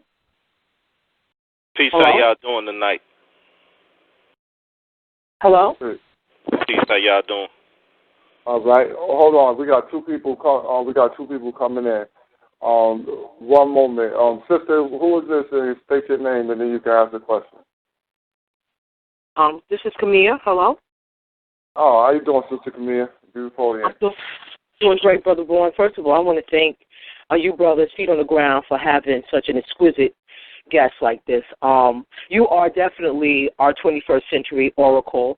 I have never been blown away by a sister such as yourself. Your intellect, your genius. First, I want to say, when I first saw The Matrix, the first thing that it brought to my mind, the scene where the people were in the cocoon, but in the manipulation of their mind or the senses had them perceiving that they were living their lives as they had prior to the alien invasion. It brought to mind a nursery rhyme that has stayed with me that I felt was very metaphysical in itself, which was row, row, row your boat gently down the stream, merrily, merrily, merrily, life is but a dream. Well, I saw that's in my book. I'm starting to cut you, but that's in my book. I speak about that. That is, go ahead. It's deep. Go ahead. Well, sister, first of all, I'm one of the ignorant people, and I want to apologize for not doing my homework on your accomplishments. After this day, I shall definitely go about my business purchasing all of your works. And so that was the first thing. That brought to life that nursery rhyme that has plagued me. I don't remember any other nursery rhyme but that one. Wow. Go ahead. I'm sorry. No, I was just amazed by what you're saying. I'm like, wow, that is blowing my mind that you're so connected. That's what I'm saying. You're so connected with that nursery rhyme that is staying in your mind. But go on. Finish what you're saying. I'm loving it, enjoying it. Thank you. You just made my night. Secondly, when you speak about our ignorance, that's another thing that came to mind in that movie. That as Americans, or people that live in this country, that was educated and raised in this country, at the end of the day, we are just like those people that were in that trance state of sleep. We are like the awake but asleep mentally, for lack of a... Yes. No, go ahead, for lack of a better word. Yes. That's how I feel about it. And I wanted to ask you, in the movie, there was a collective of races, again, for lack of a better word, that were fighting to wake up the rest of the masses. Was that your vision when you wrote that? Yes, it is. It's all, because in the Matrix 4, I'm explaining all of that, as the host will tell you. I'm talking about the collective consciousness. I'm explaining what the Matrix is, but I don't want to reveal a lot. I want you guys to read it because, you get all the details in the book. Everything you're talking about is in the Third Eye book and the Matrix 4 book. You're going to be so blown away. You are so connected. And everything that you want to know about and all the stuff you want revealed to you is right in the book. I am so serious. I want you even to contact me after you read one or both of the books. I want you to contact me. Really? Because when you go on my MatrixTerminator.com website, there's contact information where you can contact me. And right after you read one or both of the books, you're going to be so blown away. There's going to be so many things that you're going to want to talk about. Believe me, I am telling you the truth. You impress me. Very impressive. I can't wait. I got to tell you, that's going to be my first mission. And I wanted to share with you, because I had put this on Brother Drew's Facebook or on the Feet of the Ground page when they had posted that you were going to be a guest, which, again, praise to Feet of the Ground for having you. One of the things that I saw last year because I'm blown away by the fact that the Terminator came from you too. I got to tell you that. James Cameron did a special last year where he just flat out lied. He basically, without directly saying that he wrote it, he implied and said that the inspiration for the female character came from his mother because she was a strong woman where they lived at in Canada, and she was a single parent. I need to know that. I know. I'm glad you told me. I'm just cracking up laughing because when you look at the Sarah Connor character, she's a young woman. She's having a baby, and the baby is the rebel child that grows up to be Neo in the Matrix. Has nothing to do with his mother being a strong woman. That lady was mentioned in the first story by the first author as the mother Mary, that's worshipped around the world, the Saint Mary. You know what I'm talking about? Yeah. So James Cameron is ludicrous. That's the only thing he can say because he doesn't know anything about a microchip naked cyborg. There was no white science fiction writers writing about anything naked on the screen. The Terminator is cloned with a microchip naked cyborg. He doesn't even know he's naked. H.G. Wells and he came from the iron industry, the Iron Age. I was born in the digital age, so I'm talking about microchips.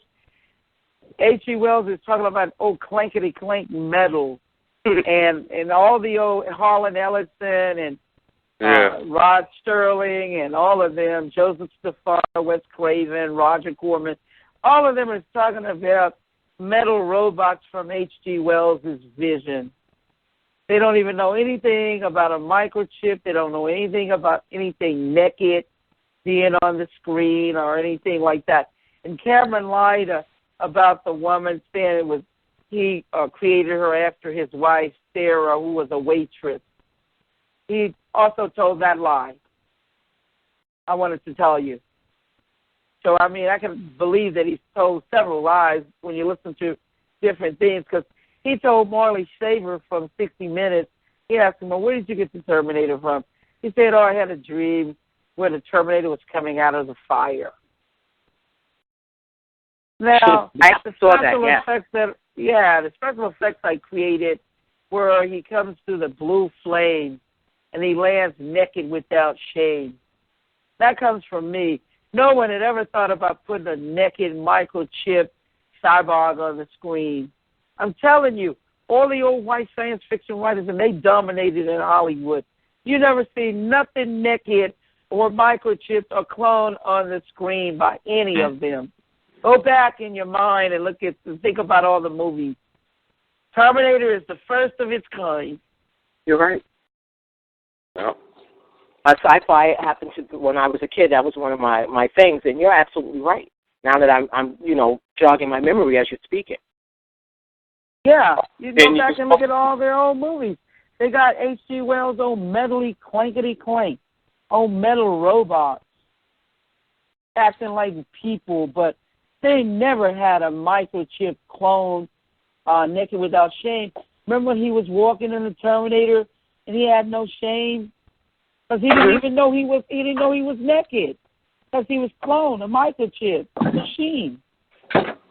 And they rehashed that same scene in all their plagiarized movies. Right, because there was no way he didn't even know none of the white science fiction writers even put a husband and wife in the same bed. They didn't even put a toilet on the screen. Come on, you guys. You can go back and look at all the old black and white science fiction movies they ever created. They ain't never had nothing naked. They never had no husband and wife in the same bed. They were in twin beds. They had no toilet on the screen. Come on. This is the 80s, 1984. First time a naked cloned microchip cyborg. Never before, never after that way on the screen. Mm-hmm.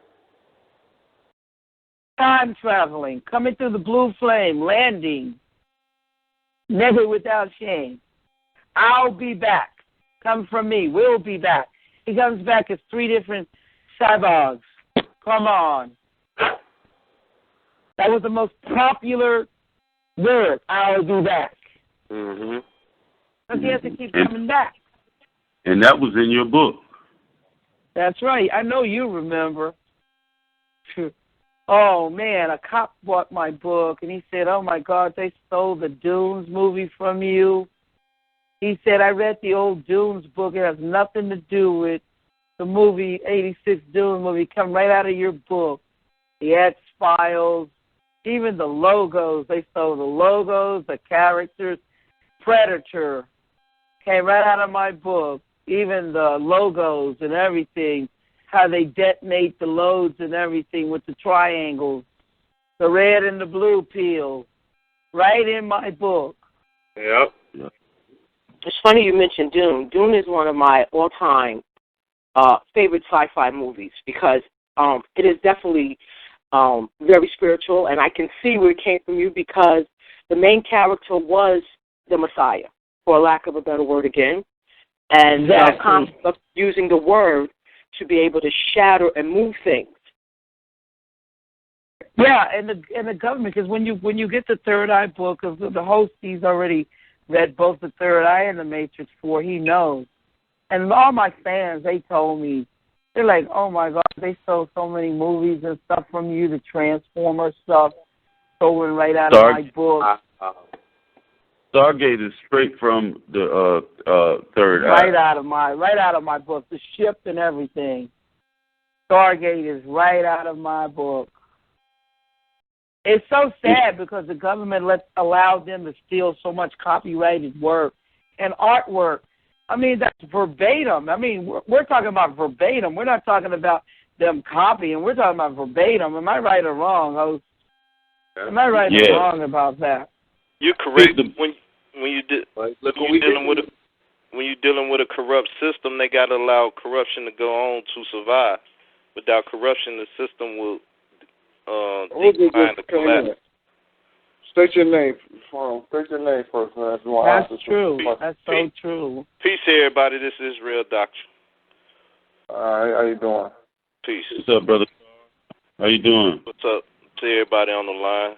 Thank you, sister, for being on the line and sharing your information. I sit up here and listen to it, and I'm in agreement with everybody else. They pretty much stole everything and built Hollywood for the last 20 years off of all your work.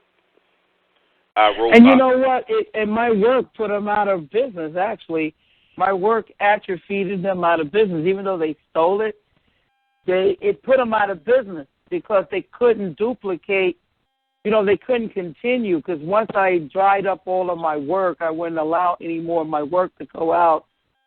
Then that just kind of shut them down. It atrophied them out of business because they can't duplicate the success to generate the billions of dollars like it was. You know what I'm talking about before. So that's why they duplicate it. That's why they went back to the comic book heroes, something that was before your time. They try to. That's why they went back to the comic books and the Smurfs, and they went back to Alvin and the Chipmunks, the Three Stooges, Godzilla, because this is where they revert back to. Is all this old stuff is when they can't keep duplicating original work. See, original work is what makes billions of dollars. That old stuff is just a fallback to keep some money coming in. Mm-hmm. So they didn't remade and recreated all over again every old movie. Don't be surprised if Scooby-Doo don't come back on the screen, Popeye. I mean, I'm just gonna tell y'all, don't be surprised. Batman again. I mean, Superman again. Oh, Jesus. So was that Queen Sophia? Yes, huh? Was the Animatrix produced, with any of your knowledge, or was it solely just the Little Hat crew? I didn't understand your question. I'm talking slang. I'm talking California slang. In regards to the Animatrix, did you have any say so in the animation or was that still part of the plagiarism done by the Jew gang?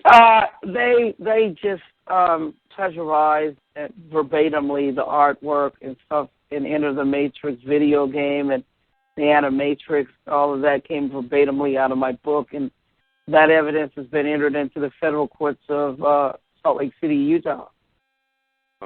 I mean, when you get the book, you can see the artwork right there in the book.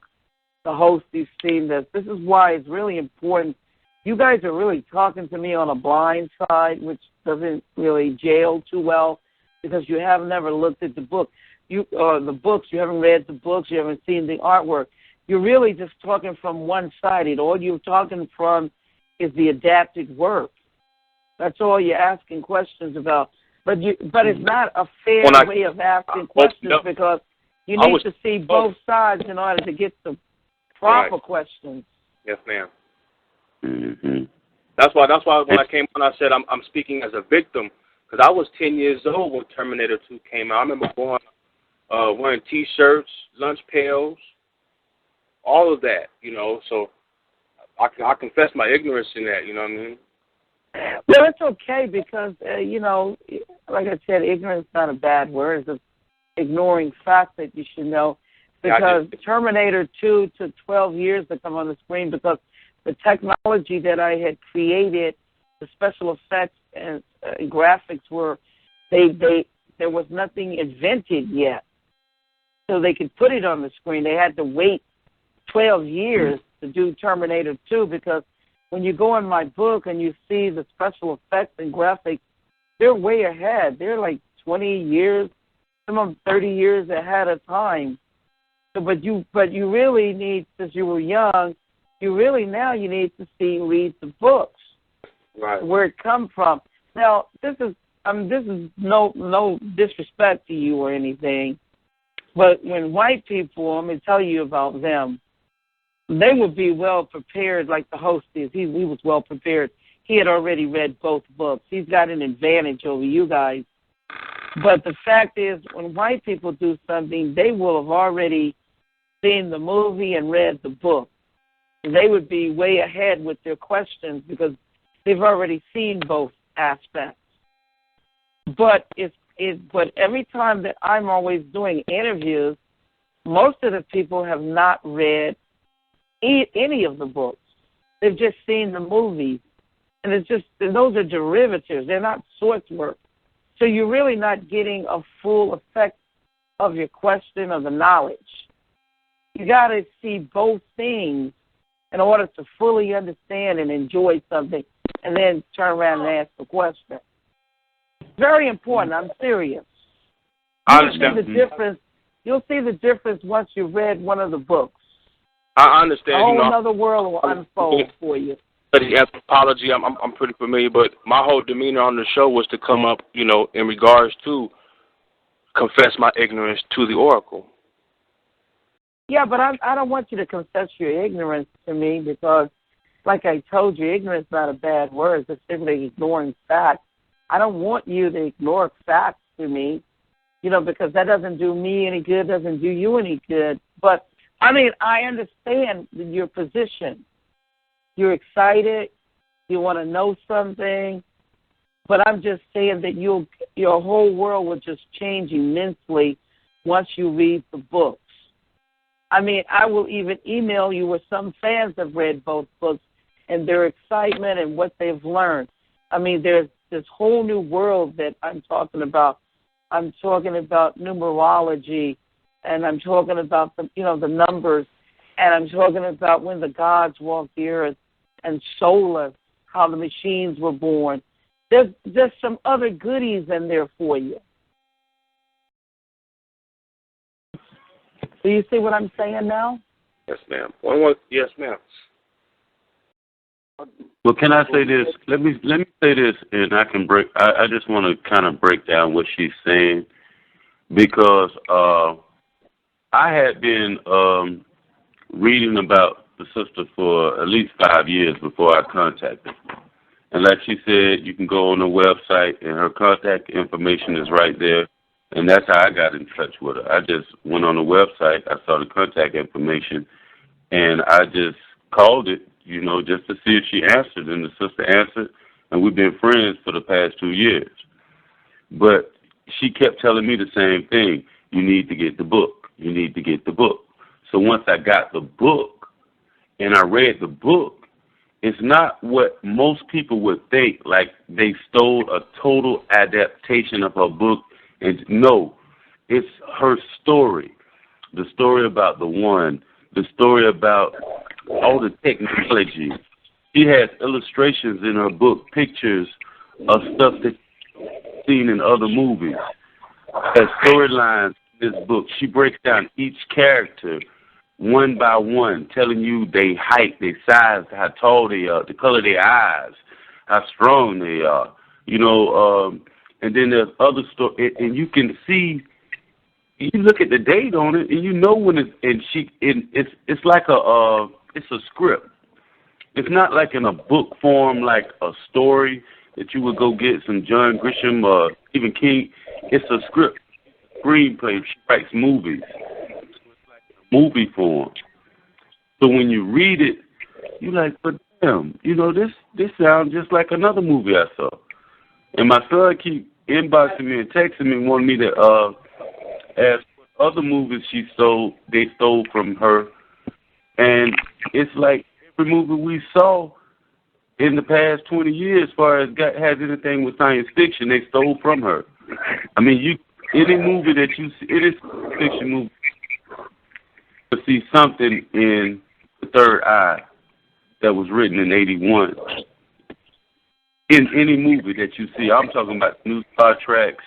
I'm talking about like the Dune. Dune is, I feel like Dune is more The Third Eye than anything, because they got the ships. You know what I mean? These triangles. I mean, it's real deep. But for everybody out there, I really, really would advise y'all to get this book, go to her website and get it. I got the online. I'm on the net right now. I'm going to go ahead and snatch it up because next week I got to go to field. I'm going to be in Big Bear, California. Fill out the autograph, so I'm going to read. So I'll definitely get back to the Queen. I'm going to read. I'm going to definitely read. What is up? It's like a lot of background noise, something gargling or something like that. So somebody we need our tech to go ahead and clear the lines and make sure and catch that noise. Yeah. All right. But like. Go ahead, sister. Yeah, I'm sorry. No, I was just saying, just like you guys say, you guys need to get the book. Go to my website, matrixterminator.com, and get you an ebook or a physical book. And those in the foreign countries can get an ebook from my website, matrixterminator.com. And if you're in a foreign country and you want a physical book, go to Amazon.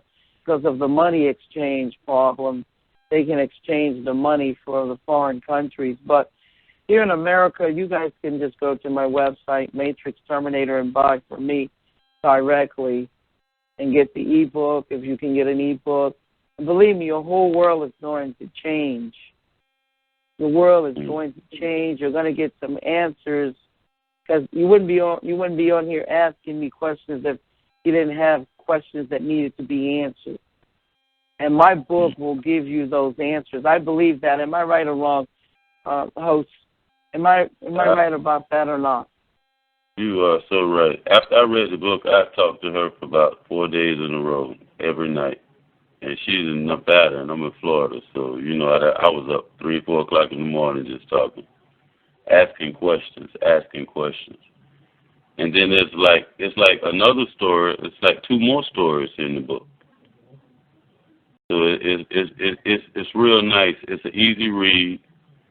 And sister, could you tell them about Matrix 4 and what's going on? Yeah, I'm going to give them a little bit of Matrix 4 because I want them to get it, but I'm going to tell you guys about the penal system in Matrix 4. It's what's coming in the future. When Homeland Security read my book, they also wanted the technology on the penal system, because if you look at all the other old science fiction movies and white science fiction movies, they're talking about putting them on the moon and putting them in, like the Escape from New York and all of these penal systems that they've created. But the one that I'm talking about is real. It's a holographic penal system, because in the future, when you commit a crime, a felony, you'll lose your rights. And they'll wheel you in on a gurney, and they will take all your DNA and photocopy or scan your body and photograph your tattoos and everything, and put all your, dental information, everything, retinal scans. They will put all this in a database that Homeland Security will create. And they will basically create it also from the social networks like Facebook and Twitters and, LinkedIn and so forth. But anyway, they will create this database, and then they will insert a microchip the size of a pinhead into the delicate part of your brain. And this microchip is a LoJack, a tracking device, same tracking device as in your cell phone. But they'll put it in a delicate part of your brain so no one can go in there and operate to get it out, because if you try to operate, then it will leave you brain damage. And so this is what's going to happen to the criminals in the future. And they're going to let you go, but now the new jobs are all going to go to the Internet, because now your parole officer or your probation officer will actually track you on a monitor. And they will be watching you via satellite, your every movement, whatever you're doing. The satellites will zoom in on you like Google Earth and videotape your every movement. So when you commit a crime and it's a felony, well, this transmitter will go off in Homeland Security, and they will already have videotaped it, because in the future you will become your own judge, jury, and executioner. You will. If you can't behave yourself or control your emotions, then there will be no more judges, no more buildings, no more DAs or U.S. attorneys. This is the new system with Homeland Security now. And they will send out this transporter, and this transporter is silent. It will track you, and it don't matter if you're in Moscow, it doesn't matter if you're in London or New York. It'll come there and sneak up on you, because you won't even hear it because of the frequency. It has no sound. And it'll open up like a giant claw, suck you in, and gas you. So you, on your way back, your trip back to Homeland Security, you won't be tampering with it. You won't be messing with it, because there will be so many people so computer savvy, that they can mess with this transporter and stop it. But as soon as it sucks you in, it gasses you, puts you to sleep. So you're asleep on your way back to Homeland Security. And then it brings you back to Homeland Security, they will come with a gurney and put you on that gurney and wheel you into an operating room, and they will insert these holographic white laser rings around you, like the rings around Saturn. Now you'll have these rings around you. And these are laser rings, and they are actually activated by your own emotions, meaning that if you can't control yourself, you're going to be released into the population. But now you're in prison. You're in jail. They didn't have to send you to the moon. They didn't have to put you in any kind of bars or building, state-of-the-art, or on a ship or somewhere. You're walking around in the mall, and you got these white laser rings around you. And if you snatch your purse, you can touch people, and you can talk to people. And everybody knows that you're in jail, because they see the white laser rings around you, around your body like a hula hoop. And you snatch your purse, it activates the ring, and that ring cuts your hand off. And it also prevents you from bleeding. It stops the bleeding at the same time, the laser does. It fuses the bleeding, so you won't bleed. You're just missing your arm or hand now, or arm. And then if you try to run from Homeland Security, it will activate, from the guards, the rings, and it will cut your legs off. And if you commit capital punishment, like you killed somebody, it will automatically activate the rings, and the rings will cut your head off because that's the execution. You have executed yourself. But all of this, you being the judge, the jury, and the executioner, it's all coming from you. If you can't control yourself, this is what's going to happen in the future. And when you go home, as soon as you walk in the door, the rings are automatically dismantled. So you can go in, you can sleep, you can eat, you can do whatever you want. As soon as you walk out that door, those rings descends around you again.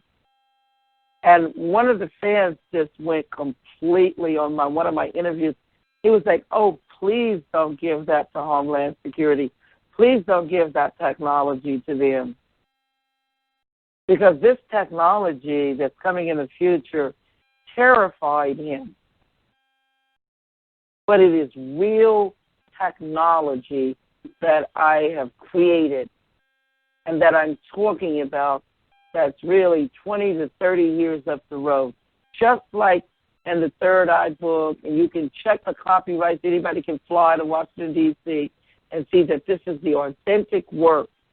I am talking about digital downloading, barcodes, body scanners, computerized warfare with the drones, 33 years before you guys even knew about it. Yeah. Same way I'm telling you about this new technology that I'm speaking of right now, which is one of the concepts in the book, the penal system, holographic penal system. Yeah. Now, I know that blows you guys' minds. Video. What I was going to say this is that, that definitely was an eye-opener and very interesting. And now, knowing that I have to read the book, I don't really want to ask the question, but I am anyway. I'm just wondering, are there going to be some tidbits in the book on how we could deactivate or maybe cloak ourselves from some of these things? Believe me, you can ask the host. There are answers in the book, just amazing things that you need to know. So many amazing things. I've written like living text. So the Third Eye book and the Matrix 4 books are living text, meaning that no matter how many times you go in there and read it, you're going to see something that you didn't see before. You're going to discover something that you never even thought that was in there. And you better not loan your book out, or you better not let someone see it, because you'll never get it back. There are no used copies of my books. All right. Sold at all, period. You cannot find a used copy anywhere. And you won't be getting a copy from anybody, because one lady told me that one of her friends bought one of my books, and he wouldn't even let her hold the book to turn the pages. He turned the pages for her. So she went out and got her own. She told me I went out and bought my own book because he would even let me even touch the book page. Okay. I don't even read mine. I just show them the autograph copy and flip through the page. They can't even touch it. Get your own. Yeah. See what I'm talking about? I believe you, because I've had this from so many fans that have written me and told me and called me, oh my God, and one guy did loan his book out, but he made sure the guy returned the book. But the guy was a really close friend of mine, and he loaned him the book, and he made sure that the guy returned the book to him. But the guy had to read the book. He says, I just got to read the Third Eye book. But yeah, it's like Bruce Lee's book. You can't even find Bruce Lee's book nowhere. Nowhere to be found. No used copy. And whatever is out there, nobody is not letting it go, because when there is knowledge in a book, people hold on to that book. And they go back and they read and they see stuff they didn't see before. It's just a living text. Mm-hmm. Very, very knowledgeable. I just want to say this on that about the book, and you keep stressing about get the book. and I want to stress this to everybody out there listening. We as black people, we like to get a little bit of knowledge and run with it. And we just hear something and we just run with it and we just talk about something we heard or something that we heard the preacher say. We don't even read the Bible. You know what I mean? We just hear what the preacher say and we run with it. We like the story of Sophia Stewart, and we understand and we honestly trust and believe, and in our hearts and soul, we know that they stole that story from you. But we need to take the time, people, to go out, get this book, get both of these books. At least get, if you don't get Matrix 4, at least get the Third Eye, so you can know what you're talking about. Once you read it for yourself, you will know what you're talking about, because it not only gives you the story, it gives you all of the court documents and everything that's happened with her up until that was released. All of the court documents, all of the copyrights, you know, what's been going on with the trial, everything. So it's not just a book as far as telling you the story that she wrote, but it's a book telling you everything that's going on with her and this trial and this prosecution that she's going through with this devil that's trying to just do what they do to everybody. You know what I'm saying? And I feel like he's standing up for everybody, every black person that ever did anything that them crackers took from us. You know what I mean? As far as music, movies, film, writing, dance, you are going to be that one that stands up and do this. And you're going to need somebody to stand up for you, sister, and watch your back when this go down. And if you ever need me, the only thing you got to do is make a phone call, and I'm right there. And I stand behind you. I guard you, whatever you need to do, because they going to come at you. I know they coming at you. They came at Michael Jackson. I know they coming at you.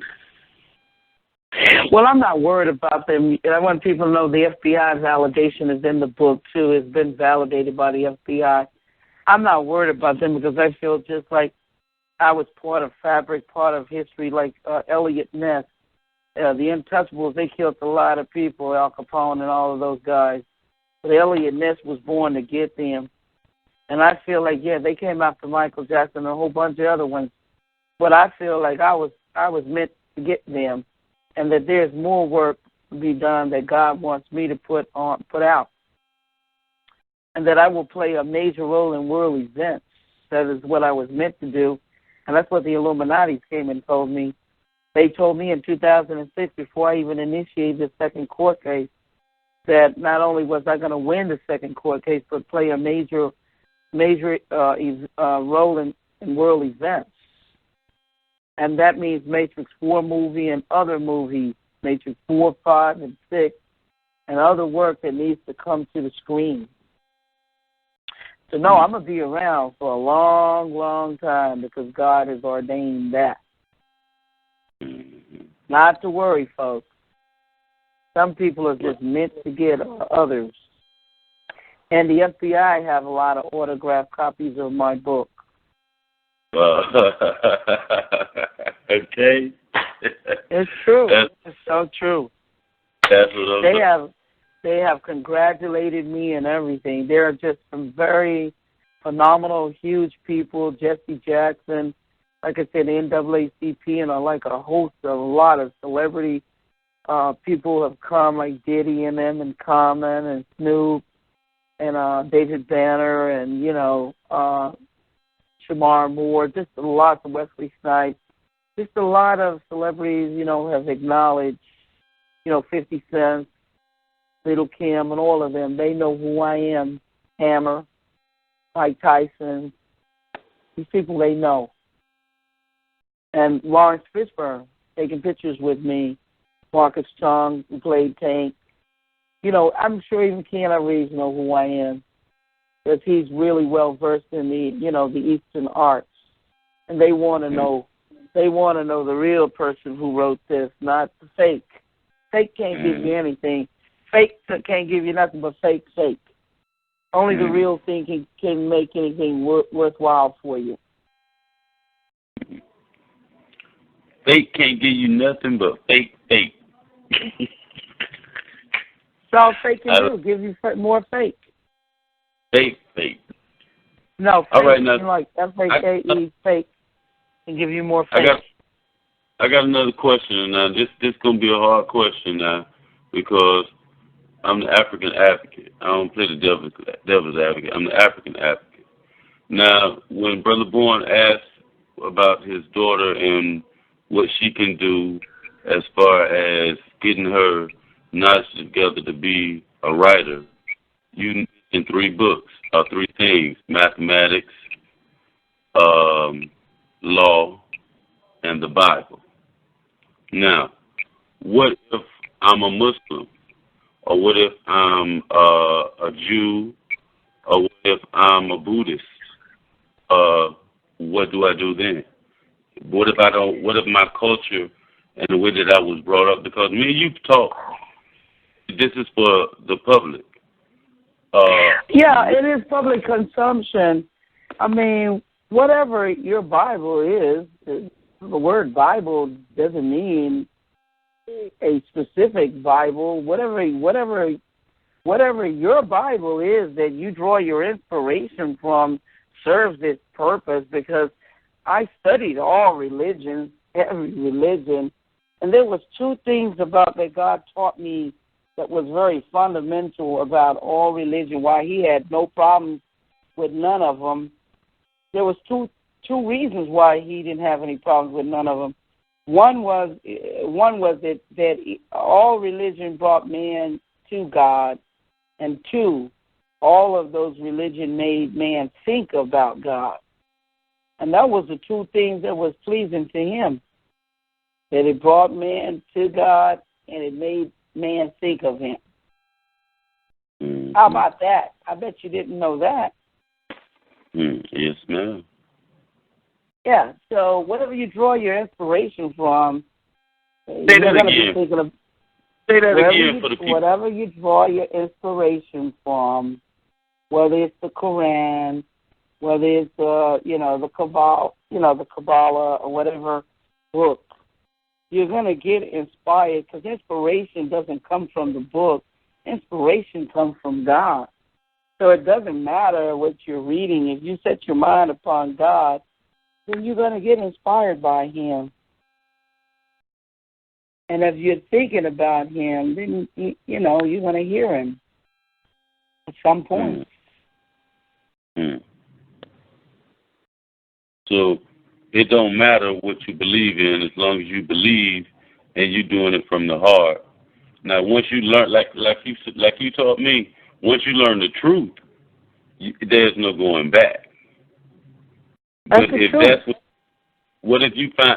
you find something better than that, you go with that. There's no saying, "Oh, I'm gonna still eat pork after I learn I can't eat pork." In other words,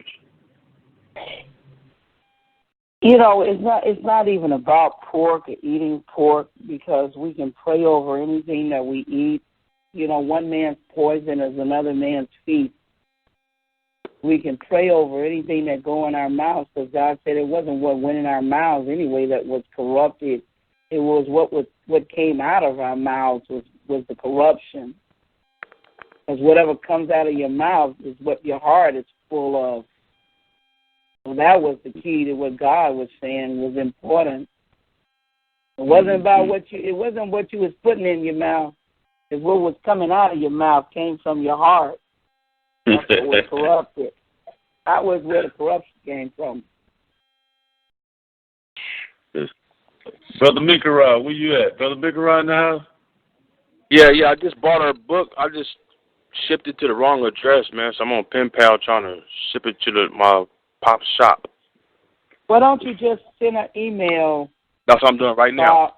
Just send an email for the correction of, because a lot of our fans do that. They sometimes send the wrong email address. Sometimes they send the wrong shipping address. So yes. they will follow up with an email, and then that changes everything. Yes, ma'am. It'll say, the header will say inquiry on shipping address. So you'll probably already. Oh. Yeah, once you do an email with the correct information and say what's wrong and what's corrected, it will be taken care of. Mistakes happen all the time. Okay, thank you. You're welcome. Hello, I'm in California, so I will be sending you some more emails. It'll probably be around July when I get back from this field school, this archaeology field school. But I will be definitely giving you my feedback when. Well, I'll definitely be purchasing the books not only for my own self, but for my daughter also. I definitely think that there'll be inspiration in her just listening on the line right now. I'd like to thank you for coming, to the show and just sharing that wisdom with us. We knew that we were going to get, and that you already knew we were going to receive, being the oracle. And I'd like to thank everybody who on the line just for listening in. And at this time, if anybody had any more questions, please. The lines are open. There's several people on the line. But, if your mic is open, if you got any questions for dear Sister Sophia Stewart, chime in. Hi, this is Sister Camille again. I have a question. I wanted to ask Ms. Stewart, considering that what you've done is monumental, taking on the establishment, the white establishment, have you been blacklisted in terms of having future of your books made into movies? And the second thing I wanted to know, you had mentioned how you had studied all the religions basically. I wanted to know, had you spent any time in studying ancient Kemet and their spirituality or their take on spirituality? Well, to answer your question about ancient Kemet, that was all in my DNA. I just know that knowledge. I don't know where. It's just, I guess, the sum totals of all my ancestors. As far as being blacklisted, no, I'm not blacklisted in Hollywood because I'm beyond Hollywood, because I know what's coming for the future. It's all about digital downloading and pay-per-view streaming. Just like Beyonce, she was able to put one of her music pieces on Apple iTunes. She instantly downloaded 800,000 copies. The way Hollywood do business and that old model of distribution is going out of style. I was talking about that in 1999 in a lot of my interviews.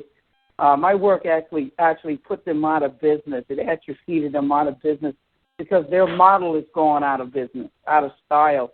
The equipment will be in the thrift stores because digital downloading and streaming and pay-per-view is going to be the future. You don't really need that old model.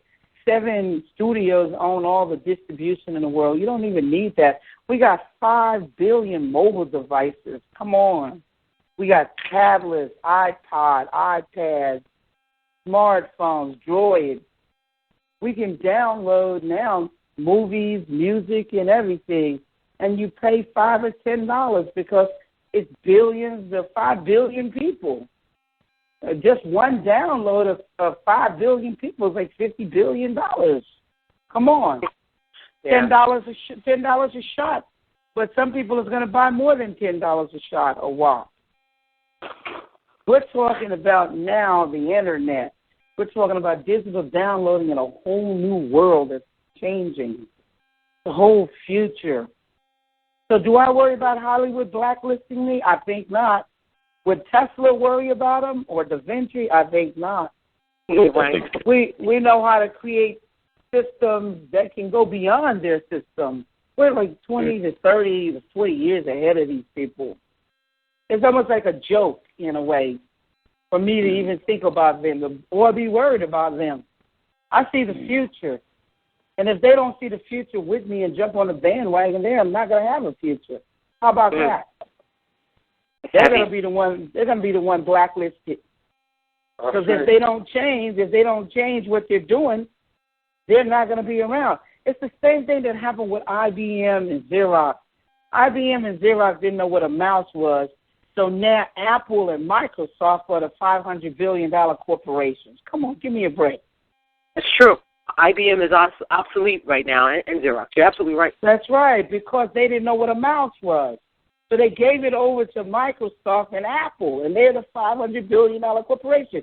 Now, my work come along, and they don't understand what my work is.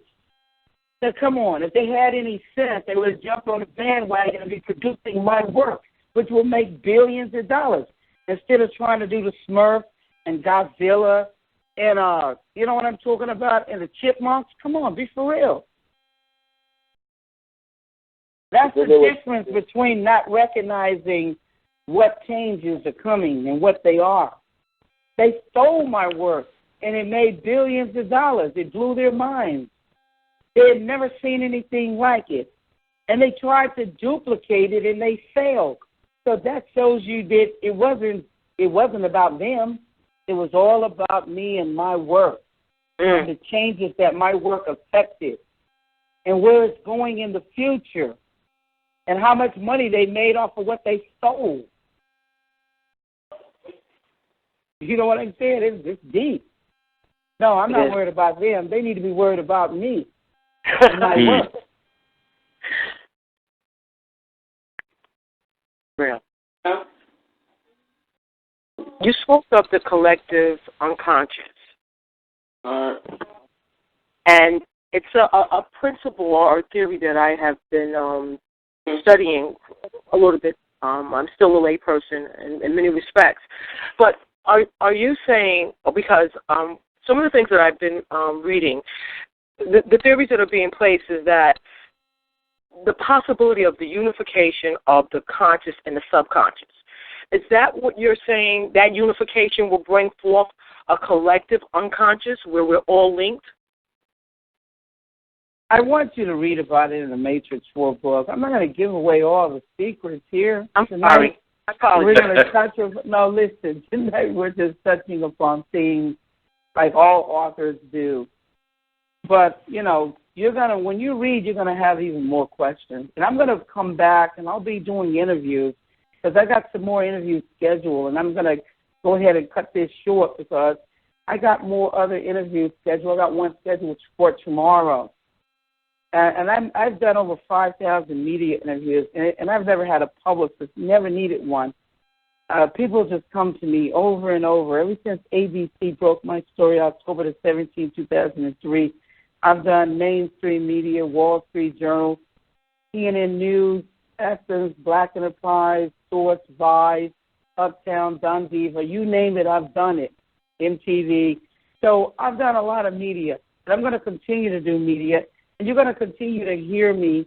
I'm going to be a guest speaker with some other organizations. So this is not the end. It's just the beginning. Well, we'd like to thank you very much, Sister Sophia, for coming out. You know, we're definitely, I'll be purchasing the book. Several other people on the line, I know will be purchasing the book. We have a nice audience of people who definitely will be interested in the work that you put together. They came in because they were already a fan of yours via the Terminator and Matrix movies, you know, and so they're definitely going to be on board for purchasing the book, and we'd like to extend, you know, the honor that anytime, you know, whenever we're getting in contact with you, you know, our brother Drew is in contact with you, and you know, we hopefully in a couple months or so we have you back on, and we have some well-read people where we can produce a show even better with, you know, even better questions, and not so necessarily better questions, but a more informed view on the Terminator and Matrix. Yeah, and see, that was my whole thing about the show, because I knew a lot of people didn't know, you know, the actual facts. I know a lot of people didn't read the book, so that's why I asked the questions. And like the sister said, she's done over a couple thousand interviews, and she's answering these same questions over and over and over. So that's why I asked these easy questions to get them out the way, and so we can get that out the way so everybody out here can go and get the book, get both books, and then maybe next time she get on here, then we can get into some deeper stuff. Then she can really, and not talk about this trivial stuff about the case, because she has a lot more to teach us other than this case. You understand? But I know a lot of people had questions about the case, but I want people to know what she has to say about what we're going through in life, as far as dealing with society, dealing with each other, dealing with religion, dealing with spirituality, or whatever you want to call it. But it gets much deeper than this with Sister Sophia. And these are just the questions I just wanted to get out of the way so that people can have a better understanding of who you are. Go out, get the book, read it, and then the next time she come on, hey, me and this sister have conversations. We don't talk for a couple of hours, and I just learn and learn and learn and learn, and it's helped me to be a better person just from just talking to my elder and listening to what she has to say. So if you can tell them the website, we don't want to go to Amazon. We want to go to you and get the book. What was it, Matrix Terminator? Yeah. Yeah, it's matrixterminator.com. Remember, my website is matrixterminator.com. Make sure you go on there and get you an ebook or a physical book. And the foreign countries, they can get an ebook there, but their physical book has to be gotten through Amazon because of the money exchange. But I would like for my fans to go to matrixterminator.com and buy directly from me. Okay. So you have a hard copy now of there's hard copies of the Matrix 4 book and the Third Eye book, and they're both in ebooks. Yeah, I got the ebook of Third Eye. That's what I read. That is on the e. Yeah, but they're hard copies. Yeah, those who, I'll wait for the shipping. I want the physical. I'm gonna contact you for that. I need some writing on that one now. If I get a hard copy of Third Eye, I need you to write on that one for me. Oh, okay. Yeah, but I'll tell people who want autographs how they can get the autograph copy. You can go ahead and order the physical copies and then send them to me, and I'll autograph it and mail it back to you guys, because the books come directly from the company. They don't come directly from me. I don't have any hands-on. So when people are buying the books, they're automatically shipped, and shipping tracking is included free. So nobody will lose a book or anything because they got free tracking that's included in the price. So everybody should be happy. Okay. Well, like I said before, y'all go on the website, get her contact information. After you read the book, if you have any questions, call her. She'll talk to you, man. This is a real sister, man. She's one of us. She gonna get it to you blood raw. You can see that by the interview. She don't cut no corners. She ain't taking no jokes. She giving it to you for real, because this is serious. This is serious. And I just want to take my hat off to you, sister. And like I always tell you, I love you very much, and I want to thank you for coming on the show and helping us do this. Yes, ma'am. Where's Sophia? Well, you know. Yeah, I'm right here. Yes. Well, Sister Sophia, if you want any closing words, you can go ahead and close out, and then I'll close out the show. I just want to say thank you guys for having me on, and I really enjoyed this show very much. Enjoyed the audience asking me questions, and it was just very phenomenal. It was very phenomenal. And I just really love going deep and getting deeply involved in the Matrix and Terminator for the fans. So I look forward to seeing you guys and speaking with you guys again. And thank you very much for having me on the show. And remember, fans, matrixterminator.com, my contact information. And also go on my other website, truthaboutmatrix.com, and look at the new material, Matrix material on the commercials of the Matrix 4 Kia commercial. And once again, thank you guys, and talk to you guys soon. Bye. All right. Thank you. God bless you. You know, this has been another episode of Feet on the Ground, Slaughterhouse Saturday. You know, we'd like to thank everybody for coming out. We'll be doing it again Tuesday. Tuesday we'll be doing news, and more news. Look for the update, though, inside the Feet on the Ground room, a group room, because we might be having a special going on and bringing the Sister Dr. Ma'at back again in order to do a unveiling of her animated strip. And, you know, so we'll look forward to that. But, you know, we'll be back on next Tuesday, 9:30 Eastern, 6:30 on the best side, which is the west side, and just line up in between.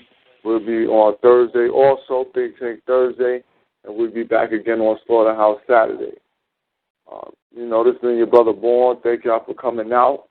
If any of my co-hosts want to close out with something, thank you. But if not, be me for holy. I want to say this. Everybody out there, get this book, man. I mean, you can't talk about it if you don't know about it. If you don't read the book, you're just talking out the side of your neck. So go to matrixterminator.com, get both books.